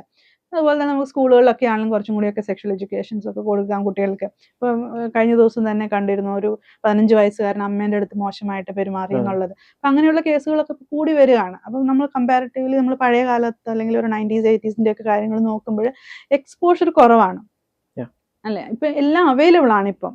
അപ്പൊ നമ്മൾ ഏറ്റവും കൂടുതൽ പാരന്റ്സ് ആണ് ശ്രദ്ധിക്കേണ്ടത്. എന്താണ് അവർ നോക്കുന്നത്, അവരുടെ കൂട്ടുകാരാരാണ്, അവരെങ്ങനെയുള്ള എന്തൊക്കെയുള്ള ഏതൊക്കെ ഗ്രൂപ്പുകളിലാണ്, അല്ലെങ്കിൽ എന്തൊക്കെയാണ് അവർ സോഷ്യൽ മീഡിയയിൽ എന്തൊക്കെയാണ് കൈകാര്യം ചെയ്യുന്നത്. ഇപ്പൊ കുറെ രാജ്യങ്ങൾ ഇപ്പം ഈ ഇൻസ്റ്റാഗ്രാം ഒക്കെ ബാൻ ചെയ്തു, 16 വയസ്സിൽ താഴെയുള്ള കുട്ടികൾക്ക് പാടില്ല. അപ്പൊ അങ്ങനെയൊക്കെയുള്ള കുറെ കാര്യങ്ങളും നല്ലതാ. കാരണം മതി, അതിനുശേഷം മതിയല്ലോ അതൊക്കെ. ഒരു 16കാരൻ എന്നൊക്കെ പറഞ്ഞു കഴിഞ്ഞാൽ +2 ഒക്കെ കഴിഞ്ഞതിന് ശേഷം. പക്ഷെ ഞാൻ ഈ റീസെന്റ് നമ്മുടെ കൊച്ചി മെട്രോയിൽ ട്രാവൽ ചെയ്യുന്ന സമയത്ത് അമ്മ ഫോണിലിരുന്ന് സ്ക്രോൾ ചെയ്യുന്നുണ്ട്. കുട്ടി, ഒരു പെൺകുട്ടിയാണ്, ചെറിയ കുട്ടി, ചെറിയ മോളിരുന്ന്, രണ്ടുപേരും നോക്കുന്ന ഇൻസ്റ്റാഗ്രാമാണ്. രണ്ടുപേരും ഇൻസ്റ്റാഗ്രാമിൽ നിന്ന് ഒരുമിച്ച് സ്ക്രോൾ ചെയ്തുകൊണ്ടിരിക്കുകയാണ്. അതായത് രണ്ടുപേർക്ക്, ചെറിയ കുട്ടിക്ക് പോലും ഐഫോൺ ഉണ്ട്. അത് പാരന്റ്സിന്റെ ഒരു ഫോൾട്ട് ആയിട്ടാണോ? എനിക്ക് തോന്നിയത് ഫോൾട്ടാണ്. എന്താണ് പാരന്റ്സിനോട് പറയുന്നത്? ആവശ്യകത നമ്മൾ നോക്കണം. ആ കുട്ടിക്ക് ഇപ്പം എത്ര വയസ്സുണ്ടാവും? 5 വയസ്സ് 6 വയസ്സ്. അതിനൊരു ഐഫോണിന്റെ ആവശ്യം ഇല്ല ശരിക്കും പറയുകയാണെങ്കിൽ, അല്ലെ? അപ്പോ ഞാൻ മുമ്പേ പറഞ്ഞതുപോലെ നമ്മൾ കുട്ടിയോട് ഫോൺ നോക്കരുത്, ഗാഡ്ജറ്റ് കുറയ്ക്കണം എന്ന് പറഞ്ഞിട്ട് നമ്മൾ ഇത് തന്നെ ചെയ്തുകൊണ്ടിരുന്നിട്ടുണ്ടെങ്കിൽ, അതേ സമയത്ത് ആ ഒരു ട്രാവലിംഗ് ടൈമിൽ ആ കുട്ടിയുടെ അടുത്ത് എന്തെങ്കിലും കഥകൾ പറയുകയോ, അല്ലെങ്കിൽ ആ കുട്ടിക്ക് പറയാനുള്ള കാര്യങ്ങൾ കേൾക്കുകയോ, സ്കൂളിലത്തെ കഥകൾ ചോദിക്കുകയോ, അങ്ങനെയൊക്കെ കുറച്ച് അതാണ് നമ്മൾ ക്വാളിറ്റി സമയം എന്ന് പറയുന്നത്. കുട്ടിക്ക് എന്താ പറയാനുള്ളത്, നമുക്ക് എന്താ പറയാനുള്ളത്. ഒരു യാത്രയൊക്കെ നമുക്ക് വളരെ മനോഹരമാക്കാം കുഞ്ഞുങ്ങളുടെ കൂടെ പല കാര്യങ്ങളും സംസാരിച്ചിട്ട്. പക്ഷെ ഇന്ന് അങ്ങനെയൊന്നും ഒരു പാരന്റും ഇല്ല, എല്ലാവരും ഫോണിനകത്ത് തന്നെയായിരിക്കും, ഹെഡ്സെറ്റ് എടുത്ത് വയ്ക്കുക, സ്ക്രോളിംഗ്. ഇതാണ് നമ്മുടെ ഇപ്പോഴത്തെ ജീവിതം. നമ്മളെല്ലാവരും, ഇൻക്ലൂഡിംഗ് മീ. അതെ. അപ്പോ ഇപ്പൊ നമ്മൾ സോഷ്യൽ മീഡിയയെ പറ്റി സംസാരിക്കുമ്പോൾ റീസെന്റ് അടുത്തൊരു വേറൊരു ബ്രേക്കിംഗ് ന്യൂസ് വന്നിരുന്നു. കേരളത്തിൽ ആദ്യത്തെ സംഭവമല്ല, റിപ്പീറ്റഡ്ലി വരുന്ന കാര്യമാണ്. 19 വയസ്സായ ഒരു സ്ത്രീ, വനിത, ഹോസ്പിറ്റലിൽ വെച്ച് ഡെലിവറി പ്രസവിച്ചു. ജനാലക്കൂടെ പിഞ്ചുകുട്ടി, ചോരക്കുഞ്ഞിനെ എറിഞ്ഞു. ആസ് എ സൈക്കോളജിസ്റ്റ് താങ്കൾക്ക് എന്താണ് അതിനെ പറ്റി പറയാനുള്ളത്? ഇത് ഞാൻ ചോദിക്കാനുള്ള റീസൺ, സൊസൈറ്റിയിൽ ഒരു നാണയത്തിന് 2 വശമുള്ള പോലെ സൊസൈറ്റിയിൽ പറയുന്നത് ആ കുട്ടിയുടെ ഭാഗത്താണ് ശരി എന്ന് പറയുന്നു, ആ കുട്ടി ചെയ്ത് ശരിയല്ല എന്ന് പറയുന്നു. താങ്കൾക്ക് എന്താ പറയാനുള്ളത്? നമുക്കതിനെ കുറച്ചും കൂടി വിശദമായിട്ട് വിലയിരുത്തേണ്ടി വരും. അപ്പം ഒരു കുഞ്ഞിനെ അല്ലെങ്കിൽ ഒരു ന്യൂബോൺ ബേബിയെ വലിച്ചെറിഞ്ഞത് ഒരിക്കലും നമുക്ക് ന്യായീകരിക്കാൻ പറ്റുന്ന ഒരു കാര്യമല്ല, അല്ലെ? പല കാര്യങ്ങളും ചെയ്യാമായിരുന്നു ആ കുട്ടിക്ക്. ഒന്നുകിൽ ഡോക്ടേഴ്സിന്റെ അടുത്ത് പറയാമായിരുന്നു, അല്ലെങ്കിൽ പാരന്റ്സിന്റെ അടുത്ത് പറയാമായിരുന്നു. ഒരു കുട്ടി ഒരു 9 months ക്യാരിങ് ആകുമ്പോൾ എന്തായാലും ആ കുഞ്ഞിനെ ആ കുട്ടിക്ക് അറിയാം, സോ നെക്സ്റ്റ് ഫ്യൂ ഡേയ്സിൽ ഇതാണ് വരാൻ പോകുന്നത് എന്നുള്ളത്. അങ്ങനെ ഒരു പ്രൊആക്റ്റീവ് ആയിട്ട് ആ കുട്ടി പ്രവർത്തിച്ചില്ല. പിന്നെ അങ്ങനെ ഒരു സാഹചര്യത്തിൽ ഭയം, പേടി, ഉത്കണ്ഠ, ആകുലത, സൊസൈറ്റി എന്ത് പറയും, പാരന്റ്സ്, അങ്ങനെയൊക്കെ ഉള്ള ഒരു പ്രതിസന്ധി ഘട്ടത്തിൽ ആ കുട്ടി അത് ചെയ്തു. അപ്പൊ നമ്മൾ അതിനെ ഒരിക്കലും ന്യായീകരിക്കുന്നുമില്ല. പക്ഷെ ഒരു ഹ്യൂമാനിറ്റേറിയൻ പെർസ്പെക്റ്റീവിൽ, അല്ലെങ്കിൽ നമ്മൾ ആ കുട്ടിയുടെ മാനസികാവസ്ഥയും അവർക്ക് വേണ്ടുന്ന ഒരു സൈക്കോളജിക്കൽ ഹെൽപ്പും കൊടുക്കണം എന്നുള്ളതാണ് ആസ് എ ഇൻഡിവിജ്വൽ എനിക്ക് പറയാനുള്ളത്. സോ നമ്മൾ എന്താ പറയുക, ഇങ്ങനെ ഒരു സംഭവം വന്നതിന്റെ പേരിൽ ആ കുട്ടിക്ക് കിട്ടേണ്ട ന്യായമായിട്ടുള്ള എന്താ പറയാ പരിഗണനകൾ ഉണ്ടല്ലോ അല്ലെങ്കിൽ സപ്പോർട്ട് ഉണ്ടല്ലോ, അത് തീർച്ചയായിട്ടും നഷ്ടപ്പെടുത്തരുത്. അപ്പൊ നമുക്ക് അങ്ങനെയുള്ള കുറെ എക്സാമ്പിൾ ഇതിന് മുൻപും ഉണ്ട്. ഫോർ എക്സാമ്പിൾ ഒരു ദിവ്യ എന്നാന്ന് തോന്നുന്നു പേര്, കുട്ടി സ്വന്തം കുഞ്ഞിനെ കൊലപ്പെടുത്തിയിട്ട് അപ്പൊ അതിനുശേഷം അവർ വീണ്ടും മാരേജ് ചെയ്തു. അതിനുശേഷം അവർ കൺസീവ് ആയിരുന്ന സമയത്ത് ഒരു സൂയിസൈഡ് ചെയ്തു. അപ്പോൾ ഇത് പോസ്റ്റ്മോർട്ടം ഡിപ്രഷൻ എന്ന് പറഞ്ഞൊരു അവസ്ഥയിലൂടെയായിരുന്നു അവർ കടന്നു പോയിക്കൊണ്ടിരുന്നത്. അപ്പൊ ഒരുപാട് പേര് അമ്മ കുഞ്ഞിനെ കൊന്നു എന്നുള്ള രീതിയിലാണ് നമ്മൾ അത് വിലയിരുത്തിയത് അല്ലെ. സോ അപ്പം കുഞ്ഞിനെ കൊല്ലുന്നത് അല്ലെങ്കിൽ ഒരു അമ്മ കുഞ്ഞിനെ ഇല്ലാതാക്കുന്ന ഒരിക്കലും നമുക്ക് ന്യായീകരിക്കാൻ പറ്റുന്ന കാര്യമല്ല. പക്ഷേ ആ അമ്മയുടെ മാനസികാവസ്ഥ, അവർ കടന്നു പോകുന്ന അല്ലെങ്കിൽ അവരുടെ എക്സ്പീരിയൻസ് അല്ലെ, അവർ അനുഭവിച്ചിട്ടുള്ള കാര്യങ്ങൾ ആഫ്റ്റർ ഡെലിവറി എൻറ്റയർലി ഡിഫറെന്റ് ഇതിലൂടെയാണ് അവർ കടന്നു പോകുന്നത്. അപ്പൊ അതൊക്കെ നമ്മൾ മനസ്സിലാക്കണം, അതിന് വേണ്ടുന്ന ഹെൽപ്പ്. അപ്പം ആ ഒരു കേസിൽ ഇടയ്ക്ക് ഞാൻ അവരുടെ ഒരു സ്റ്റോറി വായിച്ചപ്പോൾ തന്നെ തോന്നി, ആദ്യത്തെ ഇൻസിഡന്റ് കഴിഞ്ഞ് വീണ്ടും അവരൊരു മാരേജ് ചെയ്തു, ഒരു കുട്ടി ജനിക്കാൻ പോകുമ്പം അത് ജനിച്ചു കഴിഞ്ഞാൽ അതിനെ ഞാൻ കൊല്ലുമോ എന്നുള്ള ഭയത്തിലാണ് അവര് സ്വന്തം സൂയിസൈഡ് ചെയ്തത്. അപ്പൊ കുട്ടിയും മരിച്ചു, അമ്മയും മരിച്ചു. അപ്പൊ അത്രയും ഒരു എന്താ പറയാ, അത്രയും ഒരു ഉത്കണ്ഠയും അതുപോലെയുള്ള ഒരു കോൺഫ്ലിക്റ്റും ആ കുട്ടിക്ക് ഉണ്ടായിരുന്നു. അപ്പൊ അത് ആർക്കും മനസ്സിലാക്കാനായിട്ട് പറ്റിയില്ല. അപ്പൊ ഈ കുട്ടിക്കാണെങ്കിലും നമ്മൾ എന്താ പറയാ ഒരു പ്രൊഫഷണൽ ആയിട്ടുള്ള സപ്പോർട്ടും ഹെൽപ്പും കൊടുക്കണം എന്നുള്ളതാണ്. ലേഡി സൂയിസൈഡ് ചെയ്തെന്ന് പറഞ്ഞു, കുട്ടികൾക്കിടയിൽ ഇപ്പൊ ഭയങ്കര സൂയിസൈഡ് അറ്റംപ്റ്റ്സും സൂയിസൈഡ്, ഇപ്പൊ കഴിഞ്ഞ ദിവസം ഫോൺ കൊടുത്തില്ല എന്ന് പറഞ്ഞിട്ട് സൂയിസൈഡ് ചെയ്യാൻ പോയ ഒരു വാർത്ത നമ്മൾ എല്ലാവരും കണ്ടു, എക്സ്ക്ലൂസീവ് ന്യൂസ് ആയിരുന്നു. അപ്പൊ കുട്ടികൾക്കിടയിൽ ഒരു എന്താ പറയാ, പണ്ടത്തെ കുട്ടികൾ എന്ന് പറഞ്ഞാൽ ഒരു അടി കിട്ടിയാലും എത്ര അടി കിട്ടിയാലും ദേ ആർ സ്ട്രോങ്. പക്ഷെ ഇപ്പൊ ഒരു കുട്ടീനെ ഒരു പാരന്റ് ഒരു ഈർക്കിളി കൊണ്ട് നോവിക്കാൻ വരെ പേടിയാണ്. ഫോൺ ചോദിച്ചിട്ട് കൊടുത്തില്ലെങ്കിൽ സൂയിസൈഡ് ചെയ്യുന്ന ഒരു കാലഘട്ടത്തിൽ പോകുമ്പോൾ കുട്ടികൾക്കിടയിൽ ആ ഒരു സൂയിസൈഡ് അറ്റംപ്റ്റ്സ് എങ്ങനെ നമുക്കത്? അതെ, അവർ ഒരു ഇമോഷണൽ ഇന്റലിജൻസ് എന്ന് പറയും നമ്മൾ അല്ലെ, എന്താണ് ഏത് എങ്ങനെ തീരുമാനിക്കണം, എങ്ങനെ പറയണം, നമ്മുടെ വികാരങ്ങളെ എങ്ങനെ നിയന്ത്രിക്കണം, അങ്ങനെയുള്ള ഒരു ഇമോഷണൽ ഇന്റലിജൻസ് ഇല്ലാത്തൊരു തലമുറയാണ് ഇപ്പോൾ വളർന്നു വരുന്നത്. സോ അവർക്ക് ഈ പറയുന്ന അമിതമായിട്ടുള്ള ഈ ഫോൺ ഉപയോഗമൊക്കെ അവരുടെ ബ്രെയിനിനെ തന്നെ ബാധിക്കുന്നു. ബ്രെയിൻ ഫോഗിങ് എന്ന് പറയും. അതായത് നമുക്ക് പ്രത്യേകിച്ച് കാര്യങ്ങളൊന്നും ഉചിതമായിട്ട് തീരുമാനിക്കാനോ അല്ലെങ്കിൽ അതിനനുസരിച്ച് പ്രവർത്തിക്കാനോ ആഫ്റ്റർ എഫക്ട്സ് എന്തായിരിക്കും ചിന്തിക്കാനോ ഒന്നും കഴിയാതെ വരുന്നൊരവസ്ഥ. അപ്പൊ ഈ കുട്ടികൾക്ക് ഈ പറഞ്ഞതുപോലെ ചെറിയ ചെറിയ കാര്യങ്ങൾ മതി ഒരു ലൈഫ് തീർക്കാന്നുള്ള ഒരു ഡിസിഷനിലേക്ക് എത്താനായിട്ട്. ഇപ്പൊ സ്കൂൾ തുറന്നതിന് ശേഷം തന്നെ 2 കുട്ടികൾ, ഒന്ന് വന്നിട്ട് ട്രിവാൻഡ്രത്തും ഒന്ന് മലപ്പുറത്തും ഒക്കെ സൂയിസൈഡ് ചെയ്തിരുന്നു. ഒന്ന് റിമോട്ട് കൊടുക്കാത്തതിനും ഒന്ന് ഫോൺ കൊടുക്കാത്തതിനും, ചേട്ടനും അനിയനും തമ്മിലുള്ള ഒരു വാശിയുടെ പുറത്ത്, വഴക്കിന്റെ പുറത്ത്. അപ്പം ഇത്രയുള്ള കുഞ്ഞു കുഞ്ഞു കാര്യങ്ങളാണ് ഓരോ കുട്ടിയെയും ജീവിതം അവസാനിപ്പിക്കാൻ. എങ്ങനെ അത് നമുക്ക് തടുക്കാൻ പറ്റും ആ ഒരു സിറ്റുവേഷനെ? നമുക്ക് ഈ പറഞ്ഞതുപോലെ നമ്മുടെ കുട്ടികളിൽ അനിയന്ത്രിതമായിട്ടുള്ള ദേഷ്യം, വാശി, സ്വഭാവ പെരുമാറ്റ പ്രശ്നങ്ങൾ ഒക്കെ കാണുന്നുണ്ടെങ്കിൽ ആസ് എ പാരന്റ് നമുക്കത് കൈകാര്യം ചെയ്യാൻ പറ്റുന്നില്ല എന്ന് തോന്നുന്നുണ്ടെങ്കിൽ തീർച്ചയായിട്ടും ഒരു പ്രൊഫഷണൽ ഹെൽപ്പ് എടുക്കണം. നമുക്കൊരു തലവേദന വന്നു, ഒരു പനി വന്നു, നമ്മൾ ഉറപ്പായിട്ടും നമ്മൾ ഡോക്ടറിന്റെ അടുത്ത് പോകും. നമ്മുടെ കുട്ടികൾക്ക് വന്നാൽ നമ്മൾ ഉറപ്പായിട്ടും കുട്ടികളെ ഡോക്ടറിന്റെ അടുത്ത് കൊണ്ടുപോകും. അതേപോലെ തന്നെയാണ് അവർക്ക് ഇതുപോലെയുള്ള ഒരു സ്റ്റക്ക് ആവുന്നു അല്ലെങ്കിൽ ഒരു ടെൻഷൻ വരുന്നു, ഒരു തീരുമാനം എടുക്കാൻ പറ്റുന്നില്ല, അവര് നമ്മൾ ഒരു പ്രൊഫഷണൽ ആയിട്ടുള്ള ആളിന്റെ അടുത്ത് കൊണ്ടുപോകാന്നുള്ളതാണ് നമ്മൾ. അങ്ങനെയാണെങ്കിൽ എവറോൺ അക്കാദമി, നിങ്ങളൊരു അക്കാദമി നടത്തുന്നതുകൊണ്ട് ഞാൻ ചോദിക്കുകയാണ്, നിങ്ങളുടെ കുട്ടികളെ കൊണ്ടുവന്ന് നിങ്ങൾക്ക് അവരെ സഹായിക്കാൻ പറ്റുമോ? തീർച്ചയായിട്ടും നമ്മുടെ അടുത്ത് അങ്ങനെയുള്ള കുട്ടികളുണ്ടല്ലോ, വരാറുണ്ട്. അതായത് നല്ല ആക്റ്റീവ് ആയിരുന്ന കുട്ടികൾ പെട്ടെന്ന് ഉൾവലിയുക, അവർക്ക് സോഷ്യലൈസേഷൻ ഇല്ലാതെ വരിക, വളരെ ദേഷ്യം, അങ്ങനെയുള്ള. അപ്പൊ പാരന്റ്സിന് എന്താണെന്ന് മനസ്സിലാവുന്നില്ല. പാരന്റ്സ് പറയുന്നത് ഇത് തന്നെയാണ്, ഓരോരോ ന്യൂസ് കാണുന്നില്ല, ഞങ്ങൾക്ക് പേടിയാണ്, വഴക്ക് പറയാൻ പേടിയാണ്, അവരൊന്നും പറയുന്നില്ല, അങ്ങനെയുള്ള കുട്ടികൾ വരാറുണ്ട്. അപ്പൊ അവിടെയും നമുക്ക് ഒരു പാരന്റ് എന്ന് പറയുമ്പോൾ നമ്മൾ എപ്പോഴും ജഡ്ജ്മെന്റൽ ആവും. നീ പറയുന്നത് ശരിയല്ല, നീ ഇങ്ങനെയല്ല ചെയ്യേണ്ടത്, നിന്റെ പ്രായം കഴിഞ്ഞിട്ടാണ് നമ്മൾ വന്നത്, അല്ലാതെ അവൻ എന്താ പറയാനുള്ളത്, അവന്റെ പ്രശ്നം എന്താ, അതുപോലെ ഒരു എംപത്തറ്റിക് ആയിട്ട് നമ്മൾ അവനെ കേൾക്കാനും നമ്മൾ അവനെ ഒരു എന്താ പറയാ ഒരു ആശ്വാസം, ഒരു കംഫർട്ട് ആയിട്ട് നമ്മൾ നിൽക്കുമ്പോഴാണ് അവർ നമ്മുടെ അടുത്ത് ഷെയർ ചെയ്യത്തുള്ളൂ. ഇപ്പൊ പാരന്റ്സിന്റെ അടുത്ത് എപ്പോഴും കുട്ടികൾ, ഒരു ടീനേജിലുള്ള കുട്ടികളെ നോക്കുകയാണെങ്കിൽ അവർ ഷെയർ ചെയ്യത്തേ ഇല്ല അവരുടെ പ്രശ്നങ്ങളൊക്കെ. സോ അങ്ങനെ നമ്മുടെ കുട്ടികളുടെ പ്രകടമായ മാറ്റങ്ങൾ അതൊക്കെ നമുക്ക് ആസ് എ പാരന്റ് മനസ്സിലാവണം, നമ്മുടെ കുട്ടിയുടെ ഒരു സ്വഭാവത്തിൽ വരുന്ന ഒരു വ്യത്യാസവും മാറ്റവും ഒക്കെ. പാരന്റിങ്ങിൽ തന്നെ ഇപ്പോഴത്തെ ഒരു ട്രെൻഡാണ് ജെന്റിൽ പാരന്റിങ്. ഞാനൊരു ഗുഡ് പാരന്റ് ആവാൻ ശ്രമിക്കുക എന്നുള്ളതൊക്കെ ഒരു, അത് റീൽ കൂടിയാണ് നമ്മൾ അറിയുന്നത്. നമ്മള് എന്തോരം പാരന്റിങ് എന്ന് എനിക്കറിയാം, ഞാൻ അതിനെ പറ്റി അന്വേഷിച്ചപ്പോ കുറെ പാരന്റിങ് ഉണ്ട്. പക്ഷെ നമ്മുടെയൊക്കെ എന്റെ ഒരു കാലഘട്ടത്തിൽ പാരന്റിങ് എന്ന് പറഞ്ഞാല് നമ്മളൊരു കാര്യത്തിന് വാശി പിടിച്ചു കഴിഞ്ഞാല് ജസ്റ്റ് ഒരു ലുക്ക് മതി. ഞാൻ തുറന്നു പറയാണ്, അച്ഛൻ്റെ ഒരു ലുക്ക് കിട്ടി കഴിഞ്ഞാൽ നമ്മൾ സൈലന്റ് ആവും. പക്ഷെ ഇന്ന് കുട്ടികൾ എന്ന് പറഞ്ഞു കഴിഞ്ഞാൽ സൂപ്പർ മാർക്കറ്റിൽ കൊണ്ടുപോകാൻ നമുക്ക് പേടിക്കണം. ഒരു സാധനം കിട്ടിയില്ലെങ്കിൽ അവിടെ കിടന്ന് വാശി പിടിക്കുന്നു, ഓളിയിടുന്നു, എന്താ ചെയ്യണമെന്ന് നമുക്ക് മനസ്സിലാകാൻ പറ്റില്ല. അപ്പൊ എങ്ങനെയാണ് ഒരു കുട്ടീനെ ജെന്റിൽ പാരന്റിങ്, അല്ലെങ്കിൽ എന്ത് പേര് വിളിക്കണമെന്ന് എനിക്കറിയില്ല, മാം തന്നെ പറയൂ. നമ്മൾ മുമ്പ് പറഞ്ഞതുപോലെ അതായത് പഴയ കാലഘട്ടത്തിൽ നമുക്ക് റിസോഴ്സസ് കുറവായിരുന്നു അല്ലെ. ഇപ്പൊ എല്ലാം ഉണ്ട്, എല്ലാ റിസോഴ്സസും അവൈലബിൾ ആണ്. കുട്ടികൾ കുറവാണ്, ഒരു വീട്ടിൽ ഒരു കുട്ടി 2 കുട്ടിയൊക്കെയാണ്. പാരന്റ്സ് എപ്പോഴും ശ്രമിക്കുന്നത് എന്താണെന്ന് വെച്ചാൽ എന്റെ കുട്ടിക്ക് ഏറ്റവും ബെസ്റ്റ് കൊടുക്കുക എന്നുള്ളതാണ്. അങ്ങനെ ചെറുതിലേ മുതൽ കൊടുത്ത് വൺസ് നോ പറയുമ്പോൾ അവർ അക്സെപ്റ്റ് ചെയ്യാൻ തയ്യാറാവത്തില്ല. നമ്മൾ നോ പറയത്തേ ഇല്ല പാരന്റ്സ് കുട്ടികളുടെ അടുത്ത്. അവരെന്ത് ആഗ്രഹിക്കുന്നു, അവർ ആഗ്രഹിക്കുന്നതിന് മുമ്പ് തന്നെ നമ്മൾ മേടിച്ചു കൊടുക്കുക. അങ്ങനെ നമ്മൾ അവരെ വളരെ കംഫർട്ടായിട്ടാണ് വളർത്തിക്കൊണ്ട് വരുന്നത്. ഒരു പോയിന്റിൽ എത്തുമ്പോൾ അവരുടെ അടുത്ത് അല്ലെങ്കിൽ നോ പറയുമ്പോൾ, ഇത് പറഞ്ഞ ഇപ്പം 16 വയസ്സുള്ള കുട്ടി ബൈക്ക് വേണമെന്ന് പറയാം, കാറ് വേണമെന്ന് പറയാം, അല്ലെങ്കിൽ ഫോൺ വേണമെന്നൊക്കെ പറയുമ്പോഴായിരിക്കും നോ പറയേണ്ടി വരുന്നത്. അപ്പൊ അവർക്ക് അത് അക്സെപ്റ്റ് ചെയ്യാനായിട്ട് പറ്റത്തില്ല. അപ്പൊ നമ്മൾ ചെറുപ്പം മുതലേ തന്നെ അവരെ ആ രീതിയിൽ തന്നെ കൊണ്ടുവരണം. നോ പറയേണ്ടടുത്ത് നോ പറയുക തന്നെ വേണം. നമ്മൾ മുമ്പേ പറഞ്ഞതുപോലെ ഫോൺ കൊടുത്തില്ലേ ഫുഡ് കഴിക്കണ്ട. ഒരു ക്രൂവൽ മദറായി മാറുന്നു. അല്ലല്ല, അങ്ങനെയല്ല. ഒരു കുട്ടി ഒരു ഫോൺ ഇല്ലെങ്കിൽ ഫുഡ് കഴിക്കുന്നില്ല എന്ന് പറയുന്നുണ്ടെങ്കിൽ അതിന് പകരമായിട്ട് ഓക്കെ എന്റെ കുട്ടി കഴിച്ചോട്ടെ എന്ന് പറഞ്ഞ് ഫോൺ കൊടുക്കരുത്.